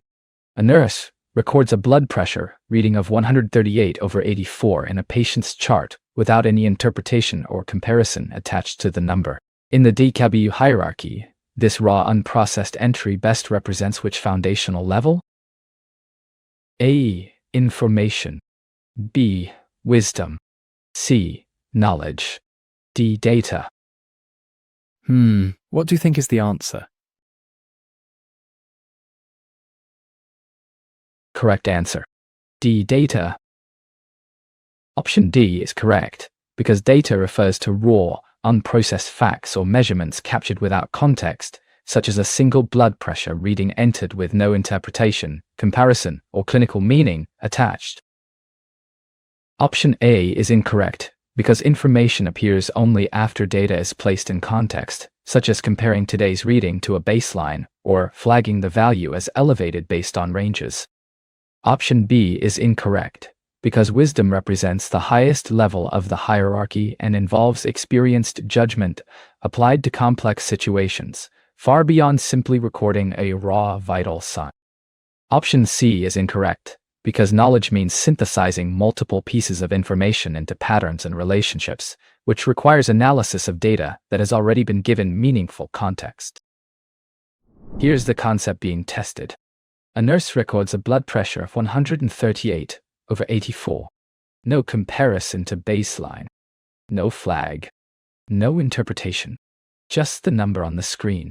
That raw, unprocessed entry sits at the base of the DW hierarchy as data.I. Data is the rawest form of fact. It is a measurement or observation captured without any context, meaning, or judgment attached to it. A number on a screen. A single lab value. A recorded heart rate. Data by itself cannot drive any clinical decision because nothing has been done to it yet. To make data useful, someone or some system has to add context, which moves the item up the ladder to information. Then patterns across multiple pieces of information become knowledge. Then applied judgment in complex cases becomes wisdom. Raw input sits at the bottom as data. Compare the wrong answers. Information appears only after context gets added, like comparing today's reading to a baseline or flagging the value as elevated. Wisdom is the top level, applied clinical judgment in ambiguous situations. Knowledge requires synthesizing multiple pieces of information into patterns, which has not happened here. Here's a WGU D220 OA exam tip for you. When you see a raw number entered with no context or interpretation, pick data. The recall hook is data equals dots of fact with no direction yet.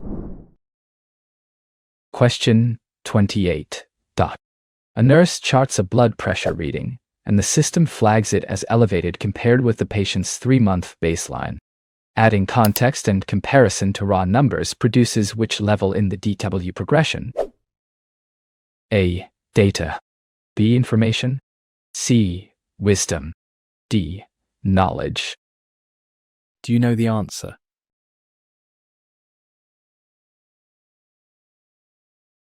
Correct answer. B. Information. Option B is correct, because information is data placed in context and given meaning, such as comparing a new blood pressure reading against a baseline, so the number now signals something clinically relevant. Option A is incorrect, because data is the raw, unprocessed reading itself, stripped of context, while this scenario describes the step where comparison and meaning transform that number into something useful. Option C is incorrect, because wisdom is the top level of the hierarchy, where experienced clinicians apply judgment to complex patient situations, not the basic act of contextualizing a single vital sign. Option D is incorrect, because knowledge requires synthesizing several pieces of information into patterns across time, not the individual step of giving one raw value clinical context. Let's move one step up the DTW ladder. A nurse charts a blood pressure reading, and the system compares it to the patient's 3-month baseline, flagging it as elevated. The reading now has context, a comparison point, and a meaning. That transformation takes raw data and turns it into information. Information is the second level of DW BAO. It happens when data gets placed in context and given meaning. The number alone was data. Once the system says this number is elevated compared to what the patient usually runs, the number has been interpreted. It tells the clinician something useful. Context plus data equals information. Context can come from many sources: patient baseline, reference ranges, age-adjusted norms, or time since last dose. The key is that someone or something added meaning to the raw input. Compare the other levels.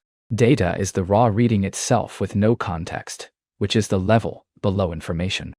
Knowledge comes from synthesizing multiple pieces of information into patterns across time, not a single contextualized reading.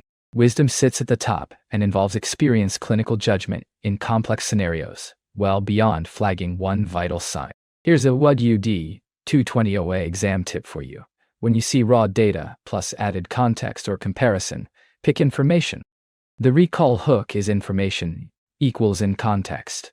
Now, meaningful. Question 29. A nurse recognizes that elevated blood pressure trends across several visits combined with medication history suggest worsening hypertension control. Synthesizing patterns across multiple pieces of information best represents which level of the DW framework? A. Knowledge. B. Data. C. Wisdom. D. Information. What do you think is the answer? Correct answer. A. Knowledge. Option A is correct, because knowledge comes from combining several pieces of contextualized information into patterns and relationships, such as connecting visit trends with medication history to recognize worsening hypertension control. Option B is incorrect because data is only raw, unprocessed values like a single recorded blood pressure, and this scenario clearly involves pattern recognition across many entries rather than one isolated measurement.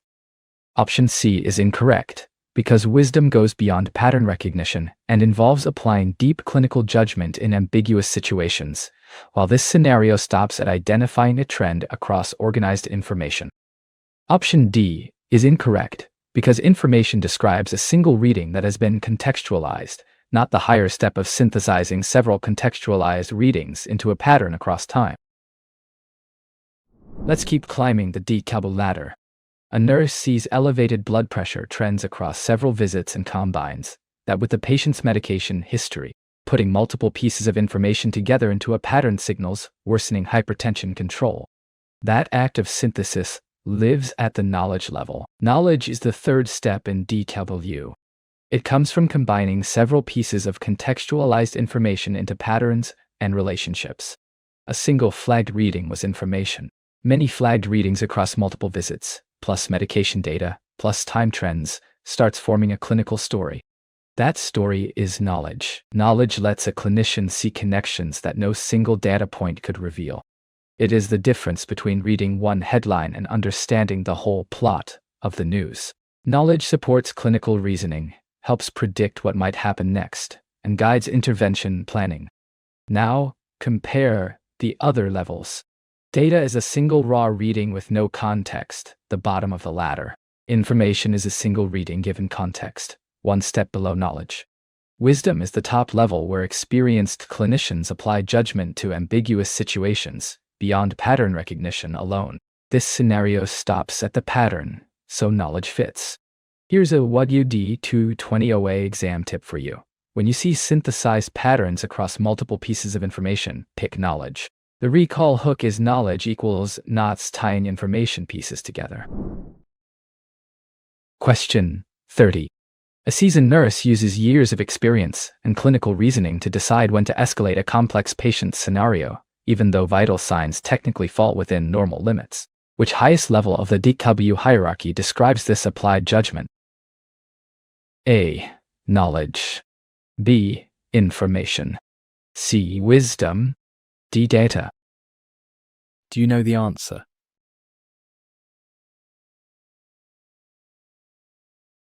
Correct answer. C. Wisdom. Option C is correct, because wisdom is the top level of the hierarchy and describes applying experience, intuition, and clinical judgment to complex situations where the right action is not obvious from the numbers alone. Option A is incorrect, because knowledge stops at recognizing patterns and relationships in organized information, while this scenario goes further by deciding when to act despite normal-appearing data. Option B is incorrect, because information is simply data, placed in context, such as comparing a vital sign to a baseline, which sits 2 levels below the judgment described in this scenario. Option D is incorrect, because data is only the raw unprocessed reading, and wisdom sits at the highest level where a clinician applies years of experience to ambiguous patient situations. Let's reach the top of the D220 ladder. A seasoned nurse uses years of experience and clinical reasoning to decide when to escalate a complex patient, even when the vital signs technically look normal. That applied judgment in a gray area situation is wisdom. Wisdom is the highest level of the D220 hierarchy. It describes the ability to apply experience, intuition, and clinical reasoning to complex or ambiguous situations where the numbers alone do not tell the full story. A new nurse might look at normal vital signs and move on. An experienced nurse looks at the same vitals, sees something off in the patient's color, breathing effort, or mental status, and acts on gut-level knowing built from years at the bedside. Wisdom goes beyond recognizing patterns. It involves deciding what to do when the right answer is not obvious, and when waiting could cost the patient. Compare the other levels. Knowledge stops at recognizing patterns in organized information. The scenario goes further by acting against what the numbers say. Information is data placed in context. Data is the raw reading itself. Neither captures experienced judgment in a high-stakes moment. Here's a D220 OA exam tip for you. When you see experienced clinician plus ambiguous situation plus judgment, call despite normal numbers, pick wisdom. The recall hook is wisdom equals what seasoned clinicians sense beyond the data. Question 31. A rural hospital launches a program that covers patient education videos, remote vital sign monitoring, virtual wellness coaching, and administrative meetings conducted through video conferencing. Which umbrella term best describes this broad set of health-related technology services? A. Telemedicine. B. Computerized provider order entry. C. Clinical decision support. D. Telehealth. What do you think is the answer? Correct answer. D. Telehealth. Option D is correct, because telehealth is the broad umbrella term covering every health-related service delivered through technology, including education, monitoring, coaching, and administrative meetings, extending well beyond direct clinical care.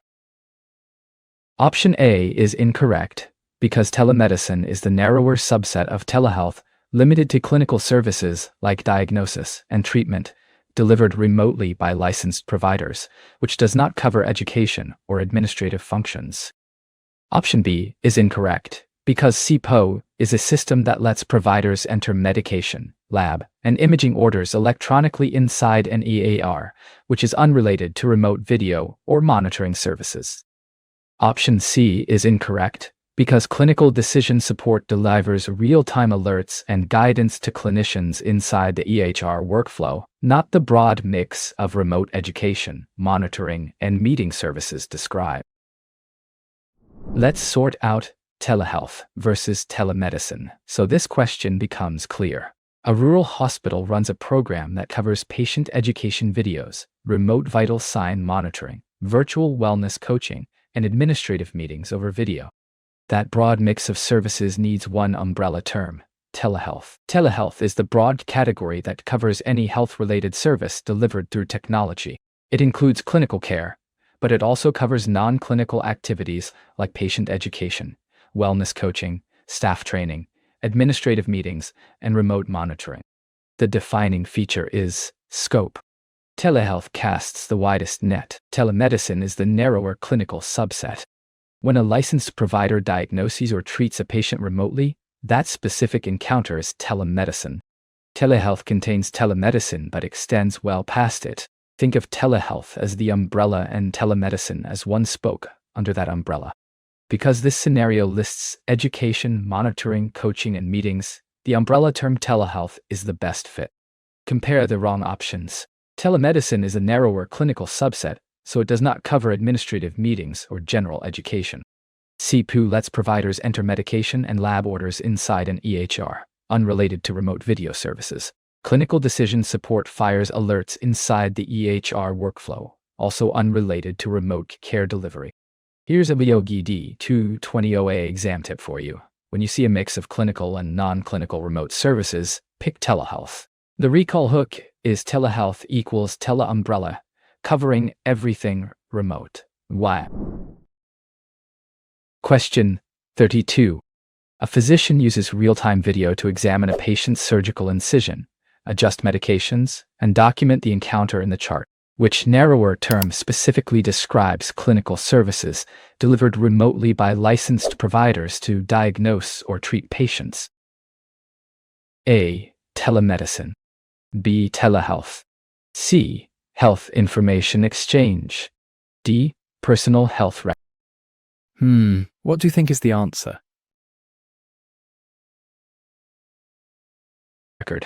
Correct answer. A. Telemedicine. Option A is correct, because telemedicine is a subset of telehealth that covers clinical services delivered remotely, such as a physician examining an incision, adjusting medications, and documenting the visit in the chart.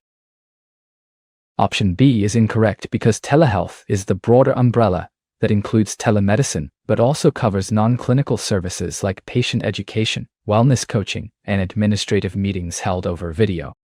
Option C is incorrect, because health information exchange refers to the electronic movement of patient records between organizations, not a live clinical encounter between a provider and a patient over video. Option D is incorrect, because a personal health record is a patient-maintained lifelong file of health information, and has nothing to do with remote clinical examination and treatment by a provider. Let's tighten the focus from the umbrella down to one spoke. A physician uses real-time video to examine a patient's surgical incision, adjust medications, and document the encounter in the chart. That specific clinical activity, a licensed provider diagnosing or treating a patient remotely, is telemedicine. Telemedicine is a subset of telehealth. It refers specifically to clinical services delivered remotely by licensed providers. When the provider performs an examination, makes a diagnosis, writes orders, or adjusts treatment during a remote encounter, that is telemedicine. Telehealth would include that encounter, plus a bunch of non-clinical remote services like wellness coaching, patient education, or administrative meetings. Telemedicine stays focused on direct clinical care. The giveaway words in this scenario are examine, adjust medications, and document the encounter. Those are all clinical acts performed by a licensed provider, so the narrower term telemedicine fits better than the broader telehealth. Compare the wrong answers. Telehealth is the larger umbrella that includes telemedicine plus non-clinical services. Too broad for this narrow clinical scenario. Health information exchange is about moving patient records between organizations, not a live remote clinical encounter. A personal health record is a patient-owned lifelong file, unrelated to remote examination and treatment. Here's a What You Do D220 OA exam tip for you. When the question describes a licensed provider performing clinical care remotely, pick telemedicine. The recall hook is telemedicine equals tele plus medicine equals remote doctoring. Question 33. A dermatology clinic captures photographs of suspicious skin lesions and transmits them later to a specialist who reviews the images on a different schedule and sends back a diagnosis. Which remote care approach describes this asynchronous exchange of clinical information? A. Real-time video visit. B. Store and forward telehealth. C. Barcode medication administration. D. Personal health record. Do you know the answer?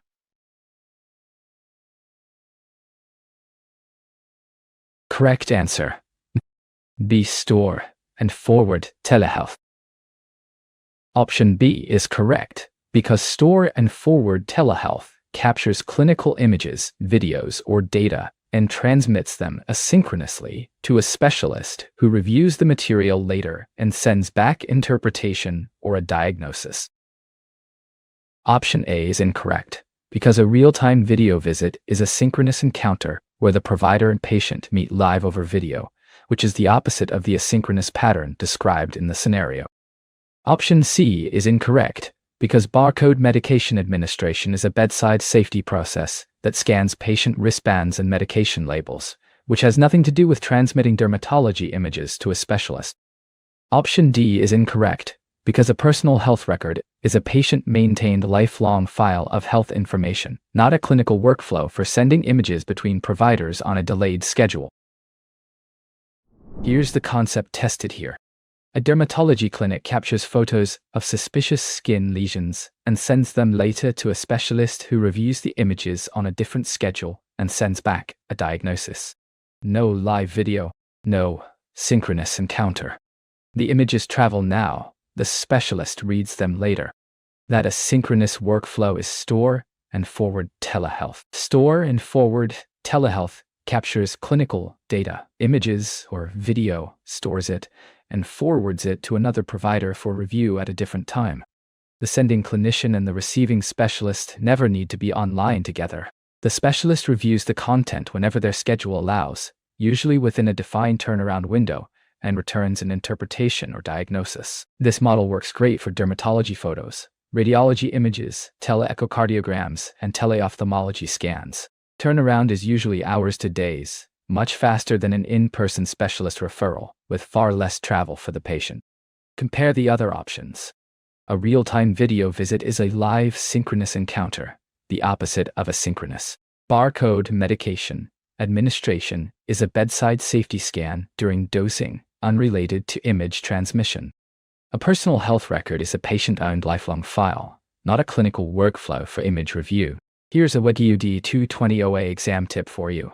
When you see images captured and sent later for delayed review, pick store and forward telehealth. The recall hook is store and forward equals snap now. Send later, specialist reads on their own time. Question 34. A heart failure patient wears a device at home that transmits daily weight, blood pressure, and pulse oximetry readings to the clinic so the care team can step in before a crisis. Which telehealth application best describes this continuous home-based data capture? A. Store and forward imaging. B. Telemedicine consultation. C. Remote patient monitoring. D. Barcode medication administration. Do you know the answer?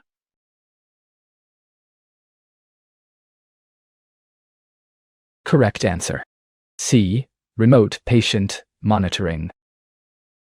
Option C is correct because remote patient monitoring uses connected devices in the home to transmit ongoing clinical measurements like weight, blood pressure, and oxygen saturation to providers who track trends and intervene early.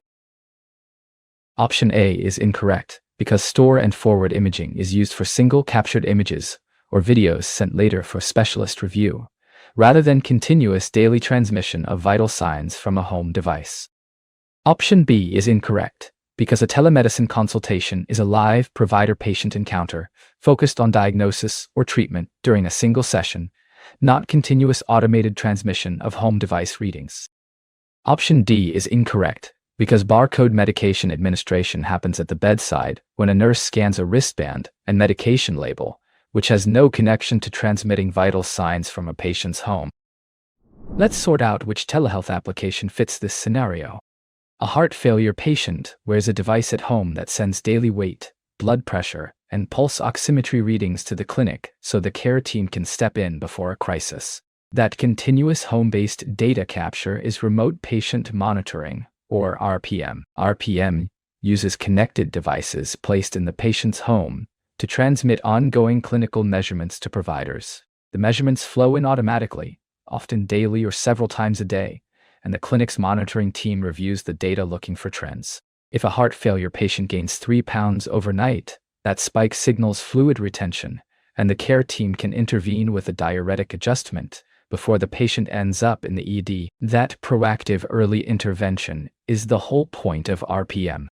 It keeps patients out of the hospital, reduces readmissions, and improves outcomes in chronic conditions like heart failure, COPD, hypertension, and diabetes. Compare the wrong options. Store and forward imaging is for single images or videos sent for later specialist review, not continuous daily vital sign transmission. A telemedicine consultation is a live provider-patient video encounter during a single session, not ongoing automated home device readings.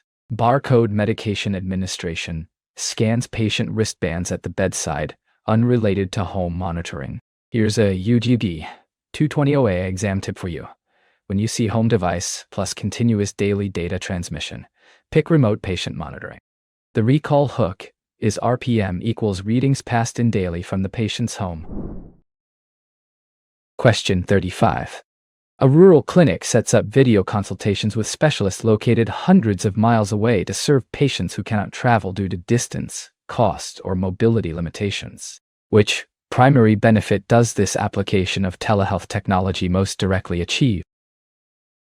A. Expanded access to specialty care. B. Replacement of all inpatient services. C. Elimination of the patient record. D. Removal of all licensure requirements. What do you think is the answer? Correct answer. A. Expanded access to specialty care. Option A is correct because telehealth expands access to specialty care for patients in rural or underserved areas who otherwise face long travel, high transportation costs, or mobility barriers to seeing a specialist in person. Option B is incorrect because telehealth does not replace inpatient services, since many acute conditions still require hands-on assessment, procedures, and continuous monitoring that cannot be delivered over video from a distance. Option C is incorrect because telehealth visits are documented in the patient record, just like in-person encounters, so the technology adds to the record rather than eliminating the need for clinical documentation. Option D is incorrect because licensure requirements still apply to telehealth, and providers must hold valid credentials in the state where the patient is located during the remote clinical encounter. Let's zero in on the benefit being tested here. A rural clinic sets up video consultations with specialists hundreds of miles away to serve patients who cannot travel due to distance, cost, or mobility limits. The primary benefit is expanded access to specialty care. Access is the number one reason telehealth matters. Rural patients often live in counties with no cardiologist, no endocrinologist, no rheumatologist for dozens or even hundreds of miles. Before telehealth, those patients faced long drives, lost work hours, transportation costs, and sometimes skipped care entirely. Video consultations with remote specialists remove those barriers. A patient can see a specialist from the rural clinic exam room, or even from home, and still get a high-quality evaluation. Access gets wider. Patients who never would have made the trip get seen. Chronic conditions get managed earlier. Outcomes improve. Look at the wrong answers. 1. Telehealth does not replace all inpatient services because many acute conditions still need hands-on assessment and continuous monitoring.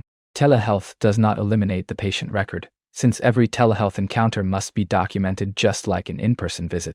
Telehealth does not remove licensure requirements because providers must still hold valid credentials in the state where the patient is located during the encounter. Here's a BGD 220 exam tip for you. When you see rural patients plus remote specialists plus distance barriers, pick expanded access to specialty care. The recall hook is telehealth equals takes specialty care where roads could not. Question 36.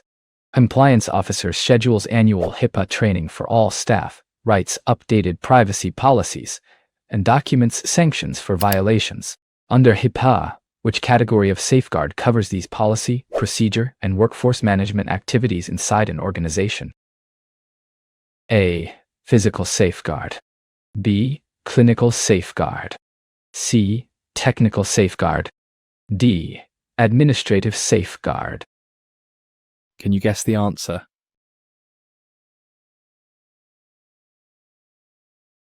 Correct answer. D. Administrative safeguard. Option D is correct, because administrative safeguards cover the policies, procedures, workforce training, sanction documentation, and management activities an organization uses to protect FI through people and process controls rather than equipment or software. Option A is incorrect, because physical safeguards protect the actual buildings, rooms, and devices that hold FI, such as locked server rooms or shredder bins, not workforce training or written policy documents. Option B is incorrect because clinical safeguard is not a recognized HIPAA category, since HIPAA defines only 3 types of safeguards: administrative, physical, and technical protections for patient information. Option C is incorrect because technical safeguards cover hardware and software controls like encryption, audit logs, and automatic screen timeouts, which differ from the written policies and training activities described in the scenario. Let's tie this scenario back to HIPAA's safeguard categories. A compliance officer schedules annual HIPAA training, writes updated privacy policies, and documents sanctions for violations. All 3 activities involve people, policies, and procedures rather than equipment or software. That pattern matches administrative safeguards exactly. HIPAA defines 3 safeguard categories: administrative, physical, and technical. Administrative safeguards cover the policies, procedures, workforce training, sanction documentation, risk analysis, and management activities an organization uses to protect FI through people and process controls. Annual training is administrative. Written privacy policies are administrative. Documented sanctions for violations are administrative. These safeguards work through human behavior and organizational process, not through hardware or software. Together, they ensure every workforce member knows the rules, knows the consequences, and follows consistent procedures when handling FI.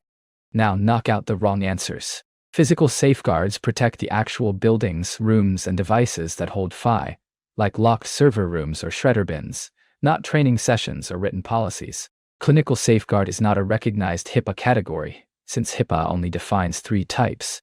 Technical safeguards cover hardware and software controls like encryption, audit logs, and automatic screen timeouts, which differ from training and policy activities. Here's a D220 OA exam tip for you.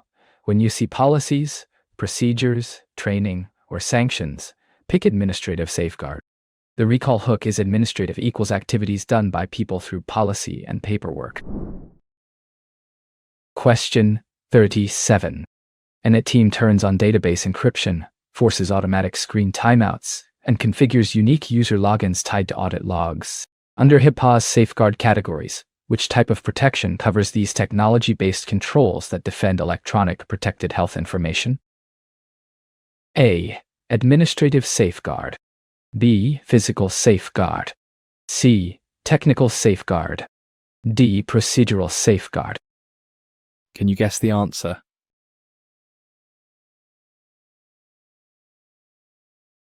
Correct answer. C. Technical safeguard. Option C is correct because technical safeguards are the hardware and software protections that defend electronic FI, including encryption, unique logins, audit controls, and automatic screen timeouts configured inside clinical systems. Option A is incorrect because administrative safeguards cover policies, workforce training, and sanction documentation, which focus on people and process rather than the encryption and login technology described here. Option B is incorrect because physical safeguards protect the physical devices and spaces that hold FI, such as locked rooms or bolted workstations, rather than the software controls listed in the scenario. Option D is incorrect because procedural safeguard is not a recognized HIPAA category, since the regulation defines only administrative, physical, and technical safeguards for protected health information. Let's switch to a different HIPAA safeguard category. An IT team turns on database encryption, forces automatic screen timeouts, and configures unique user logins tied to audit logs.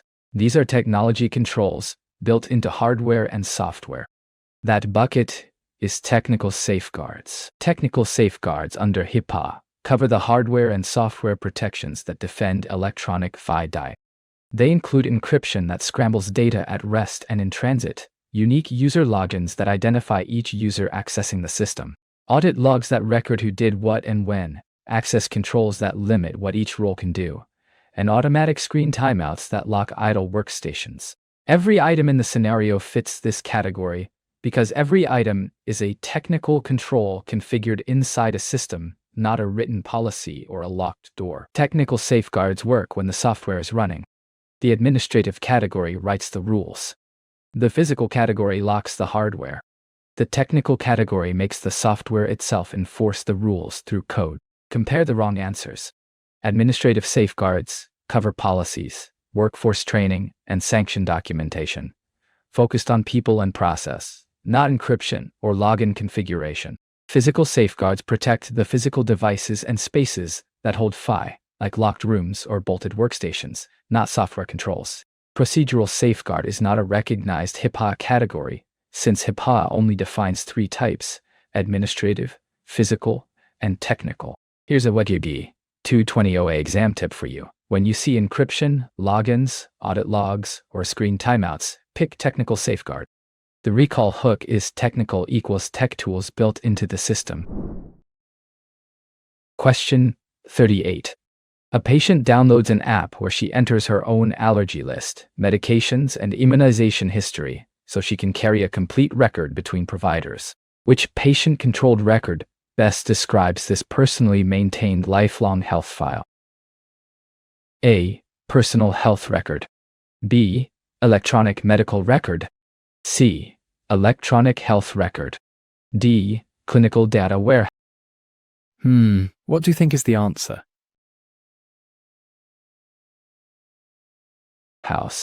Correct answer. A. Personal health record.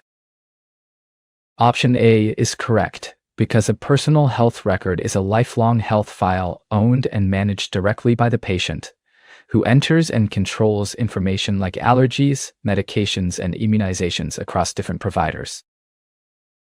Option B is incorrect, because an electronic medical record is the provider-maintained legal record of a single encounter or setting, not a lifelong file that the patient owns, updates, and carries between providers.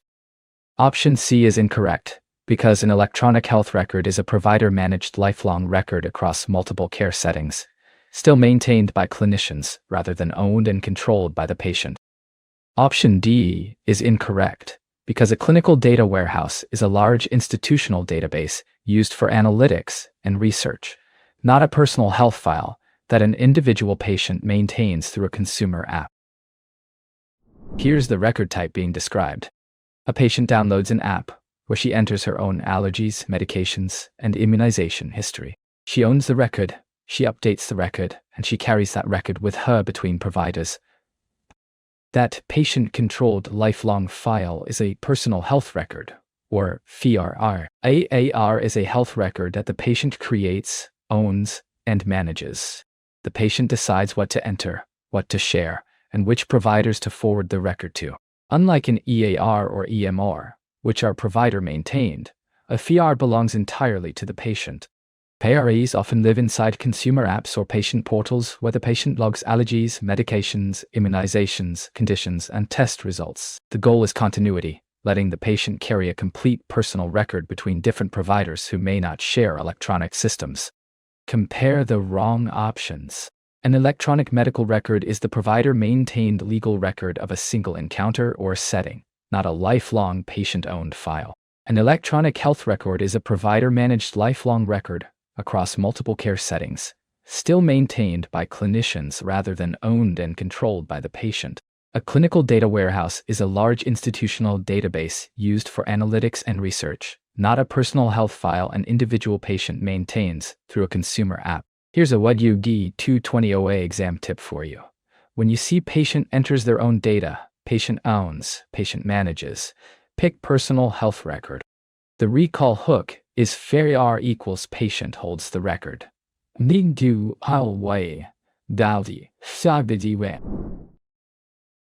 Question 39. A nurse must grasp that the right of patients to control who sees their health information is distinct from the technical and physical protections that keep unauthorized people from reaching that information. Which statement captures this distinction? A. Privacy and security mean the same thing. B. Privacy is the right, security is the protection. C. Security is the right, privacy is the protection. D. Neither applies to electronic records. What do you think is the answer? Correct answer. B. Privacy is the right, security is the protection. Option B is correct, because privacy is the patient's right to control who sees their health information, while security is the set of technical and physical protections that keep unauthorized people from reaching that information. Option A is incorrect, because privacy and security are distinct concepts, with privacy describing a patient right and security describing the protective measures, so treating them as identical misses the key nursing informatics distinction.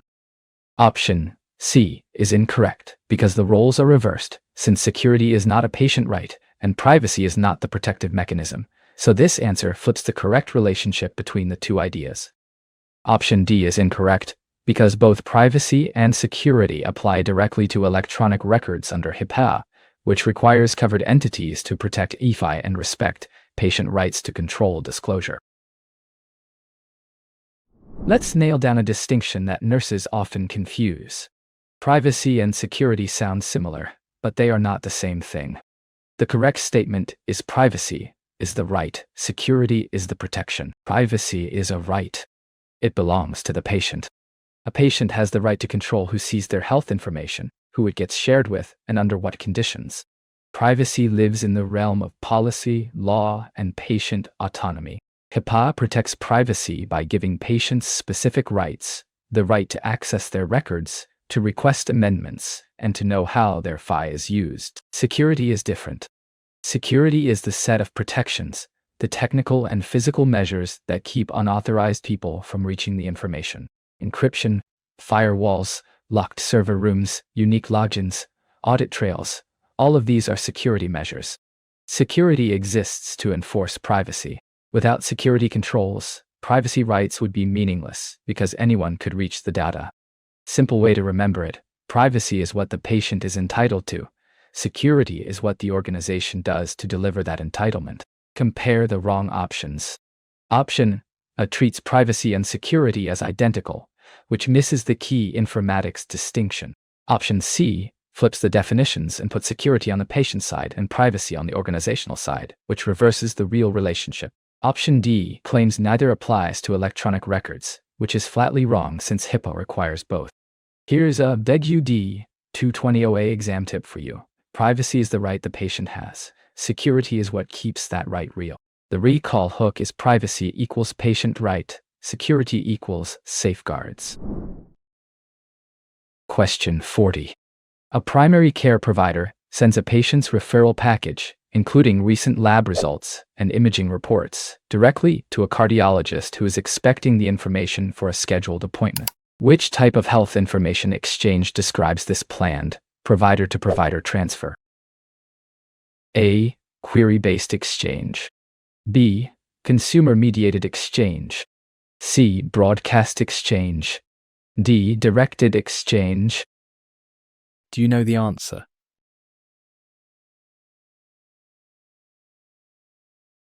Correct answer. D. Directed exchange. Option D is correct, because directed exchange is a planned push of clinical information from one known provider to another known provider, such as a primary care office sending a referral package to a specific cardiologist. Option A is incorrect, because query-based exchange is used when a provider needs to pull records about a patient during an unplanned situation, such as an emergency department searching for history on an unknown patient. Option B is incorrect, because consumer-mediated exchange puts the patient in control of gathering and forwarding their own records between providers, rather than a provider directly sending information to another provider. Option C is incorrect, because broadcast exchange is not a recognized category of HIPAA, since the standard types under I1C are directed, query-based, and consumer-mediated exchanges.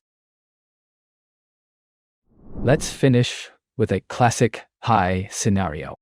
A primary care provider sends a referral package with recent labs and imaging reports directly to a cardiologist who is expecting the information for a scheduled appointment.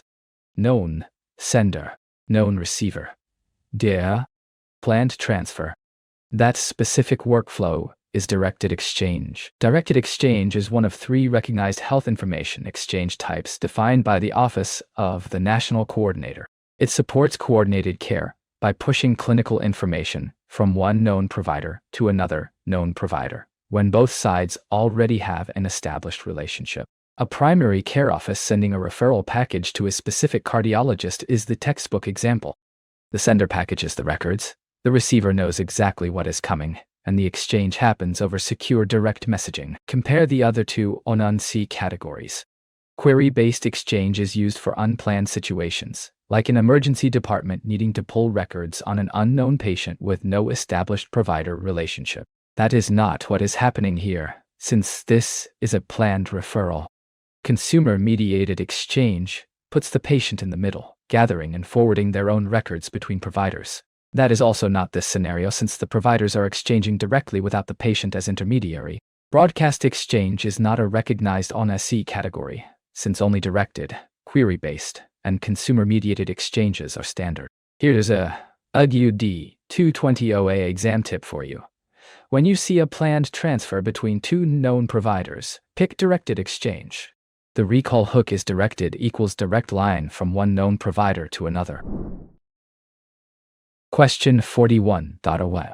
A hospital coder assigns a standardized diagnostic label to every patient encounter so insurers can process claims and public health agencies can track disease patterns worldwide.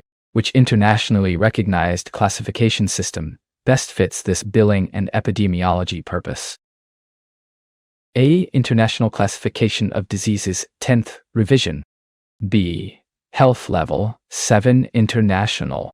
C. Logical Observation Identifiers, Names, Codes.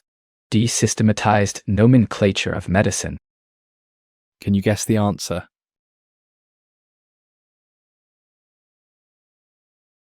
Correct answer, A. International Classification of Diseases, 10th Revision. Option A is correct, because ICD-10 is the global diagnostic classification system maintained by the World Health Organization, used to code patient diagnoses for billing, reimbursement, and international tracking of disease patterns and mortality. Option B is incorrect because LAS7 is a set of messaging standards that defines how clinical systems exchange data with each other, not a classification system that assigns diagnostic codes for billing or epidemiology. Option C is incorrect because LOINC is a coding system built specifically for laboratory tests and clinical observations, which differs from the broad diagnostic codes used by coders to bill patient encounters. Option D is incorrect because SNOMED is a clinical terminology for documenting findings, procedures, and body structures inside an EHR, rather than the billing-focused diagnostic code set used on insurance claims. Let's break down the coding system behind this question. A hospital coder assigns a standardized diagnostic label to every patient encounter so insurers can process claims and public health agencies can track disease patterns worldwide. That specific dual purpose, billing plus global disease tracking, points to the International Classification of Diseases 10th Revision, or ICD-10 ICD-10 is the global diagnostic classification system maintained by the World Health Organization. Every country that reports mortality and morbidity data uses ICD codes, which is why the system supports international comparisons of disease patterns, causes of death, and epidemiology trends. Inside the United States, ICD-10 codes drive insurance claims processing because every billable encounter needs a diagnostic code attached. That single code set does two jobs at once: reimbursement and epidemiology. Now compare the wrong answers. Health Level 7 is a messaging standard that defines how clinical systems exchange data with each other, not a classification of diseases for billing or epidemiology. LOINC is a coding system built specifically for laboratory tests and clinical observations, which is too narrow for the broad diagnostic coding described here. SNOMED is a clinical terminology used to document findings, procedures, and body structures inside the EHR, a more granular vocabulary that is not the billing-focused diagnostic code set on insurance claims. Here's a D220 OA exam tip for you. When you see billing plus international disease tracking, pick ICD-10. The recall hook is ICD equals International Classification of Diseases equals the diagnosis codebook the world shares. Question 42.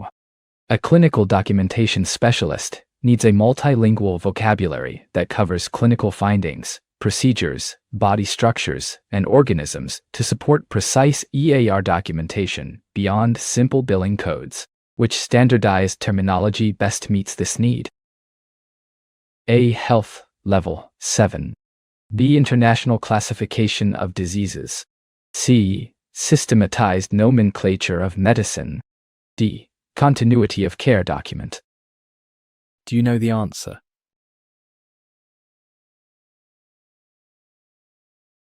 Correct answer. C. Systematized Nomenclature of Medicine.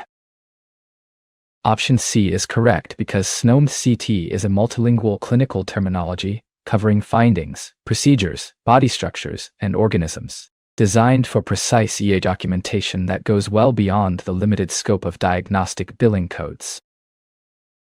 Option A is incorrect because ALH7 is a messaging standard that defines how different clinical systems share data with each other, rather than a vocabulary of clinical terms used to describe patient conditions. Option B is incorrect because ICD-10 is the international diagnostic classification used for billing and epidemiology, which is narrower and less descriptive than the full clinical vocabulary provided by SNOMED-CTI. Option D is incorrect because a continuity of care document is a structured summary used to share a patient's key clinical information during transitions, not a terminology system of clinical terms for documentation. Here's the terminology being tested. A clinical documentation specialist needs a multilingual vocabulary that covers clinical findings, procedures, body structures, and organisms for precise EAHER documentation beyond simple billing codes. That specific vocabulary is SNOMED, the Systematized Nomenclature of Medicine. SNOMED-CT is the most detailed clinical terminology in use across modern ARS. It contains hundreds of thousands of concepts covering clinical findings, diagnoses, procedures, body structures, substances, organisms, and more. Clinicians use SNOMED to document exactly what they saw and what they did in language that other systems can read and interpret consistently. SNOMED is also multilingual, so a concept documented in English in one system can be recognized in another language elsewhere. That linguistic reach is what makes SNOMED useful for global clinical documentation and research. Compare the wrong options. L7 is a messaging standard that defines how different clinical systems exchange data with each other, not a vocabulary of clinical terms. ICD-10 is the international diagnostic classification used for billing and epidemiology, which is narrower and less descriptive than the full clinical vocabulary SNOMED provides. Continuity of care document is a structured summary shared during transitions of care, not a terminology system for documentation. Here's a D220 OA exam tip for you. When you see multilingual vocabulary plus clinical findings plus procedures plus body structures, pick SNOMED. The recall hook is SNOMED equals standard names for medical findings everywhere documented. Question 43. A laboratory informaticist picks a universal coding system built specifically to identify laboratory tests, clinical measurements, and observations so results can be exchanged across different systems without confusion. Which standard best meets this specific purpose? A. International Classification of Diseases. B. Systematized Nomenclature of Medicine. C. Health Level 7. D. Logical Observation Identifiers Names Codes. Can you guess the answer?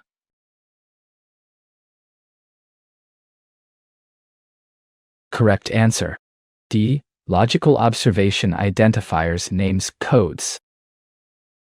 Option D is correct because LOINC is the universal standard built for identifying laboratory tests, vital signs, and clinical observations so measurements can be exchanged consistently across laboratories, ERs, and public health systems without confusion. Option A is incorrect because ICD-10 is the diagnostic classification system used to code patient conditions for billing and epidemiology, not a code set designed specifically to identify individual laboratory tests and observations. Option B is incorrect because SNOMED-CT is a broad clinical terminology for findings, procedures, and body structures, which overlaps with LOINC but does not focus specifically on laboratory tests and measurement identifiers.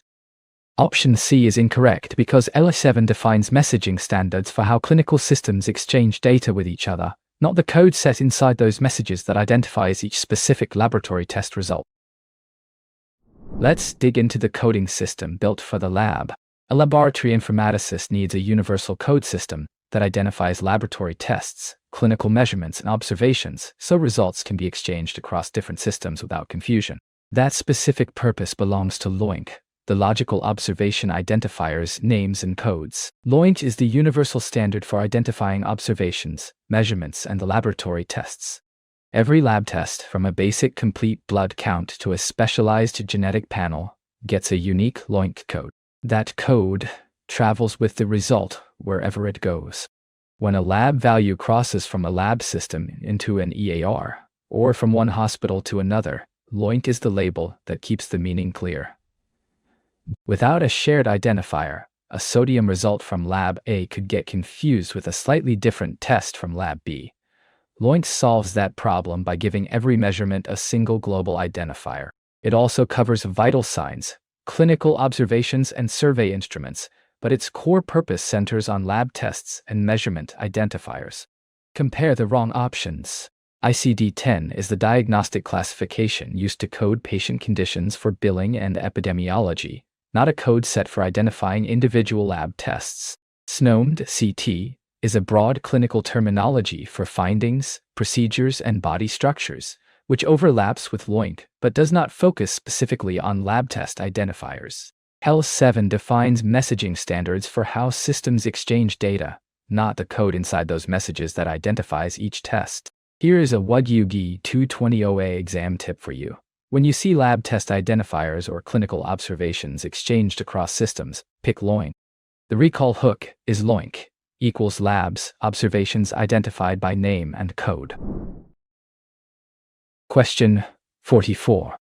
A family physician needs a concise summary document containing a patient's most relevant administrative, demographic, and clinical information to send with a referral. Which older standard was built as a course snapshot later combined with CDA into the CCD? A. Continuity of care document. B. Continuity of care record. C. Personal health record. D. Clinical data repository. Do you know the answer?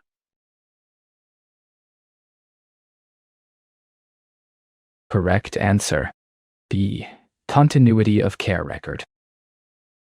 Option B is correct, because the continuity of care record was an older SDM standard that captured a concise snapshot of a patient's clinical and administrative information, later merged with L7 CDA to form the CCD.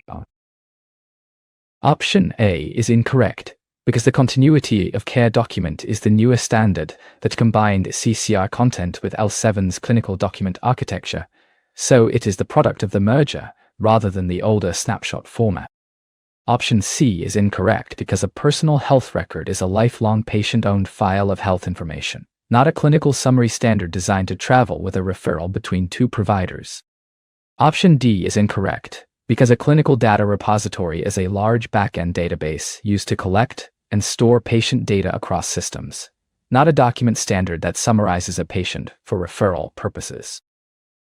Let's trace the history behind this document standard. A family physician needs a concise summary with a patient's administrative, demographic, and clinical information to send with a referral. The question asks about an older standard that was a course snapshot, later combined with CDA into the CCD. That older standard is the Continuity of Care Record, or CCR. The CCR was developed by ASTM International as a lightweight, patient-centered summary designed to travel with a patient between providers. It captured the essentials, identifying information, insurance, advanced directives, medications, allergies, problem list, and recent results, all in a concise snapshot. The CCR later merged with L7's Clinical Document Architecture, or CDA, to produce the Continuity of Care document, the CCD. So the CCR is the older ancestor. The CCD is the newer product of that merger. Knowing the sequence matters because the question specifically asks for the older snapshot standard, not the newer combined document. Compare the other options.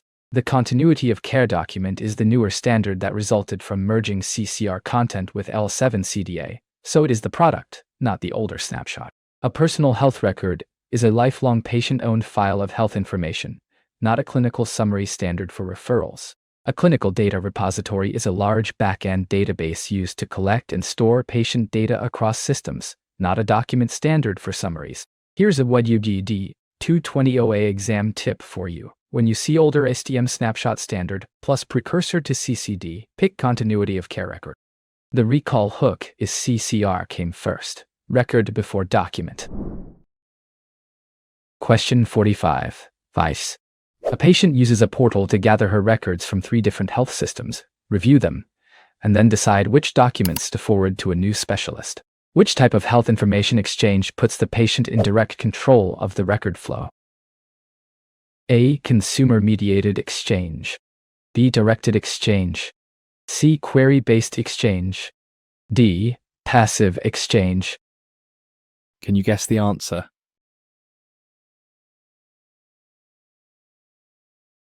Correct answer. A. Consumer-mediated exchange.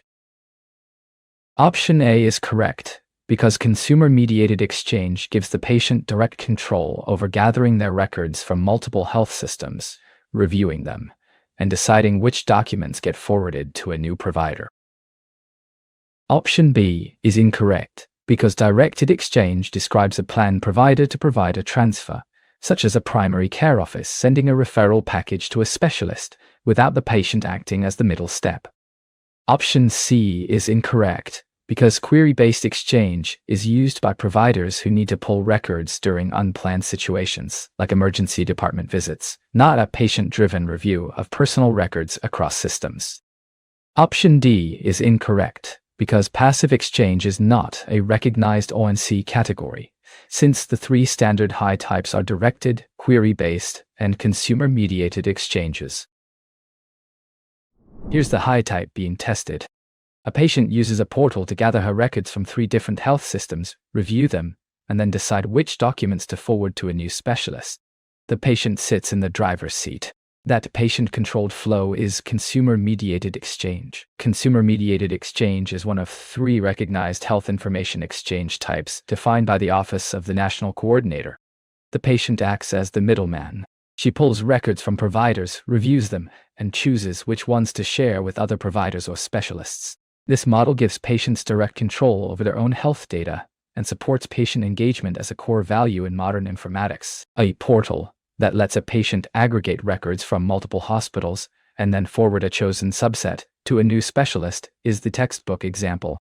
Compare the other 2 ONC categories. Directed exchange is a planned provider-to-provider transfer between 2 known sides, like a primary care office sending a referral package to a specialist. The patient is not acting as intermediary in that flow. Query-based exchange is used by providers who need to pull records during unplanned situations like an emergency department visit, not a patient-driven review of personal records. Passive exchange is not a recognized ONC category, since the 3 official types are directed, query-based, and consumer-mediated. Here's a D220 OA exam tip for you. When the patient is the one gathering, reviewing, and forwarding records, pick consumer-mediated exchange. The recall hook is consumer-mediated equals consumer and control of record flow. Question 46. A hospital CIO leading a new EHR rollout starts by convincing staff that switching systems is urgent because the current platform is losing vendor support. Which change management model specifically begins its 8-step process by establishing a sense of urgency? A. Lewin change theory. B. Systems development life cycle. C. SWOT analysis. D. Kotter 8-step model. Do you know the answer?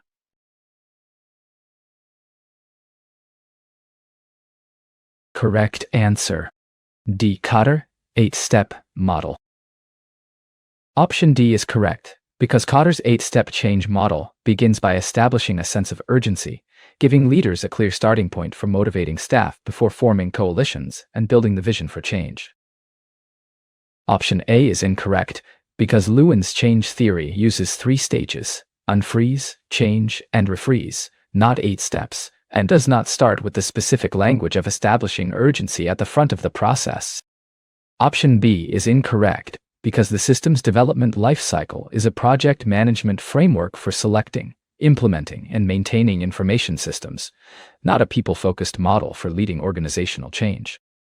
Option C is incorrect, because SWOT analysis is a strategic planning tool that examines strengths, weaknesses, opportunities, and threats during the planning stage, not a sequenced model for driving change through people.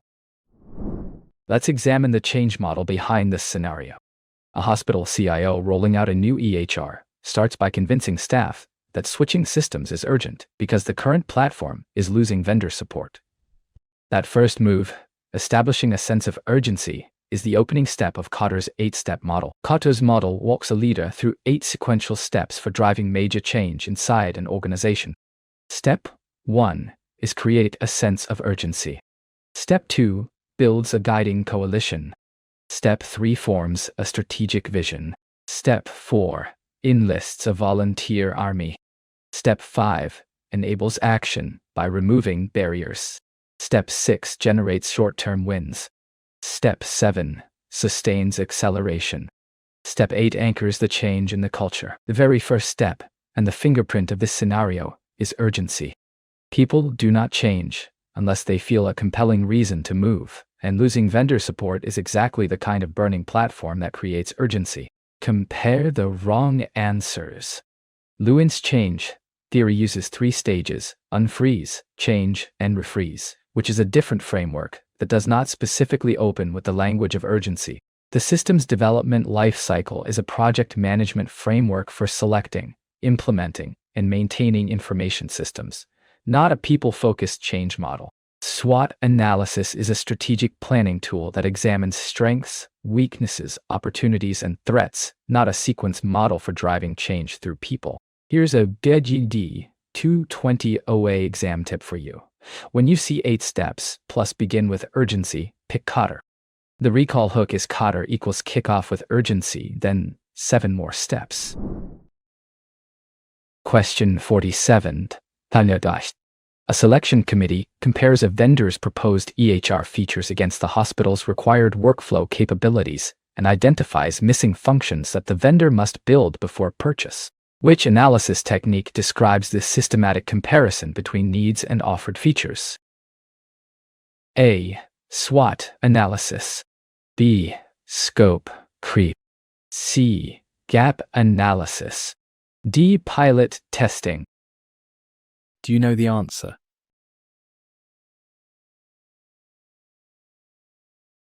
Correct answer. C. Gap analysis. Option C is correct, because a gap analysis systematically compares the features of vendor offers against the capabilities a hospital actually requires, identifying missing functions that must be built or addressed before the system can be purchased. Option A is incorrect, because SWOT analysis is a strategic planning tool that evaluates internal strengths and weaknesses along with external opportunities and threats, not a feature-by-feature comparison between vendor offerings and organizational needs. Option B is incorrect, because scope creep refers to the gradual expansion of project requirements after the scope has been locked in, which is a project management risk rather than a planning comparison technique.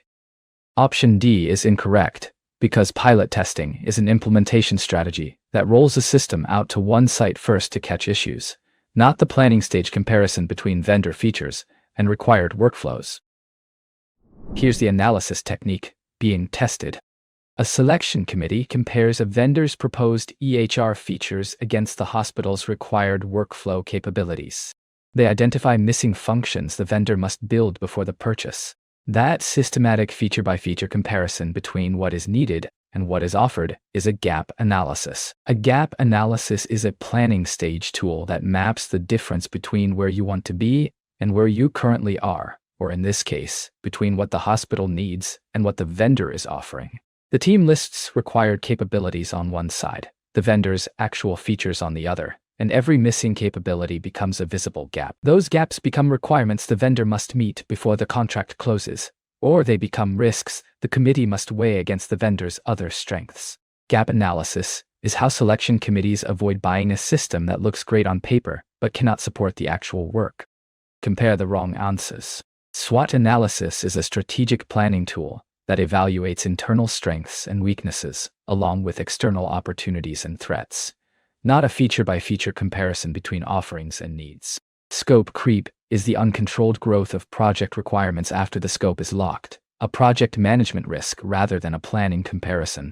Pilot testing is an implementation strategy that rolls a system out to one site first to catch issues, not a planning stage comparison between features and needs. Here's a D220 OA exam tip for you. When you see compare vendor features against required capabilities plus identify missing functions, pick gap analysis. The recall hook is gap analysis equals find the gap between got and needed. Question 48. A hospital decides to replace its old documentation system on a single weekend, shutting down paper processes at midnight Saturday and turning on the new AHR for all departments Monday morning. Which implementation strategy describes this all-at-once cutover approach? A. Big Bang implementation. B. Parallel implementation. C. Pilot implementation. D. Phased rollout implementation. Do you know the answer?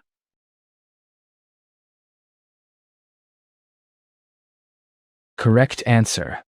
A. Big Bang implementation.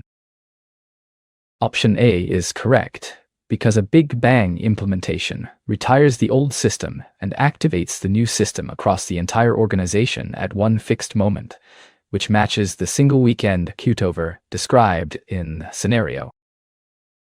Option B is incorrect, because a parallel implementation keeps both the old and new systems running at the same time, so staff can compare outputs and catch errors, which differs from retiring paper immediately. Option C is incorrect, because a pilot implementation tests the new system in only one department or site first before expanding elsewhere, rather than turning the new system on for every department on the same day. Option D is incorrect, because a phased rollout brings the new system online in stages across different departments or sites over time, not in a single weekend cutover that affects the whole organization at once.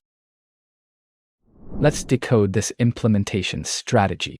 A hospital replaces its old documentation system on a single weekend. Paper processes stop at midnight, Saturday. The new AR turns on for every department Monday morning. One fixed moment, everyone switches at once. That all-at-once cutover is a Big Bang implementation. Big Bang implementation retires the old system and activates the new one across the entire organization at a single planned moment. There is no overlap. There is no dual system period. 1 minute everyone is on the old system, the next minute everyone is on the new one. The approach has clear advantages. Less time running two systems in parallel. Lower dual maintenance cost. A single clean break from the old way of working. The trade-offs are equally clear. Any problem on go-live day hits every department at once. There is no safety net. Training has to be complete before the switch, or the whole organization struggles together. For that reason, Big Bang works best when the new system is thoroughly tested, the training is airtight, and leadership can tolerate a rough first week. Compare the other options. Parallel implementation runs both old and new systems at the same time, so staff can compare outputs and catch errors, which differs from retiring paper immediately. Pilot implementation tests the new system in only one department or site first, rather than turning it on for every department on the same day. Phased rollout brings the new system online in stages across different departments over time, not a single weekend cutover. Here's a D220 OA exam tip for you. When you see single day plus all departments plus all at once, pick Big Bang. The recall hook is Big Bang equals beginning bold. Everyone starts together.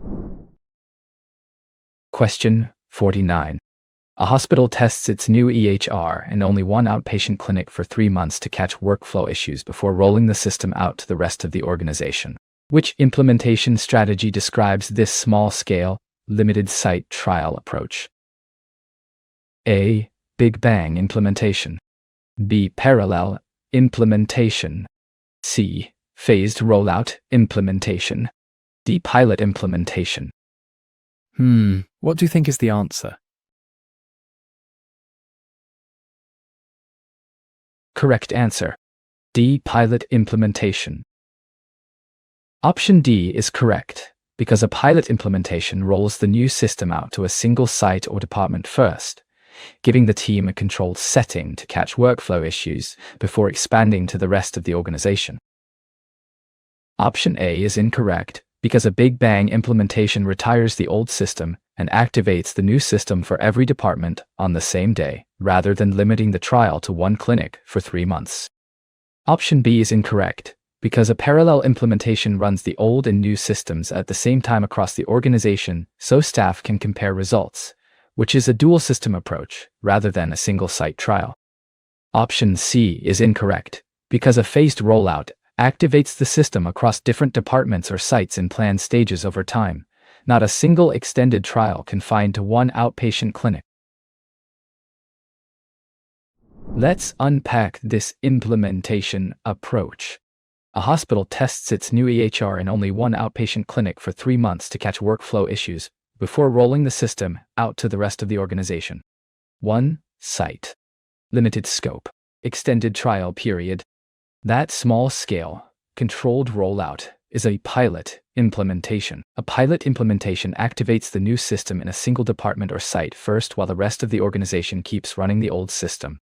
The pilot site becomes the testing ground. Duo. Staff there work through the real workflow issues, find the bugs, and surface the training gaps before the system touches anyone else. When the pilot runs clean, leadership scales the rollout to more sites or the whole organization. This approach reduces risk. A failure stays contained to one site. Lessons learned travel to the full rollout so the broader launch goes smoother. The trade-off is time. A pilot plus a full rollout takes longer than a big bang, and the pilot site has to tolerate being the guinea pig. But for high-risk systems like a new HR, that extra time often pays for itself in smoother downstream go-lives. Compare the other options. Big Bang implementation retires the old system and activates the new one for every department on the same day, rather than limiting the trial to one clinic. Parallel implementation runs old and new systems at the same time across the organization so staff can compare results. A dual system approach rather than a single site trial. Phased rollout activates the system across departments in planned stages over time, not a single extended trial confined to one clinic.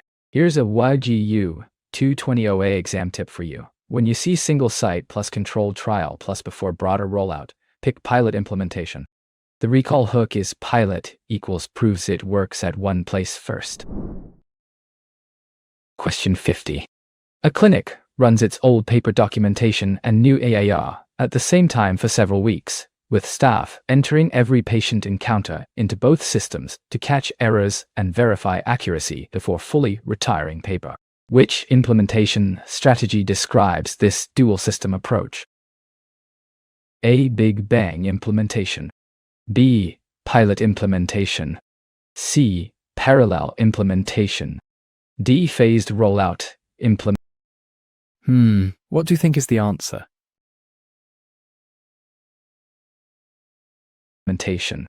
Correct answer. C. Parallel implementation.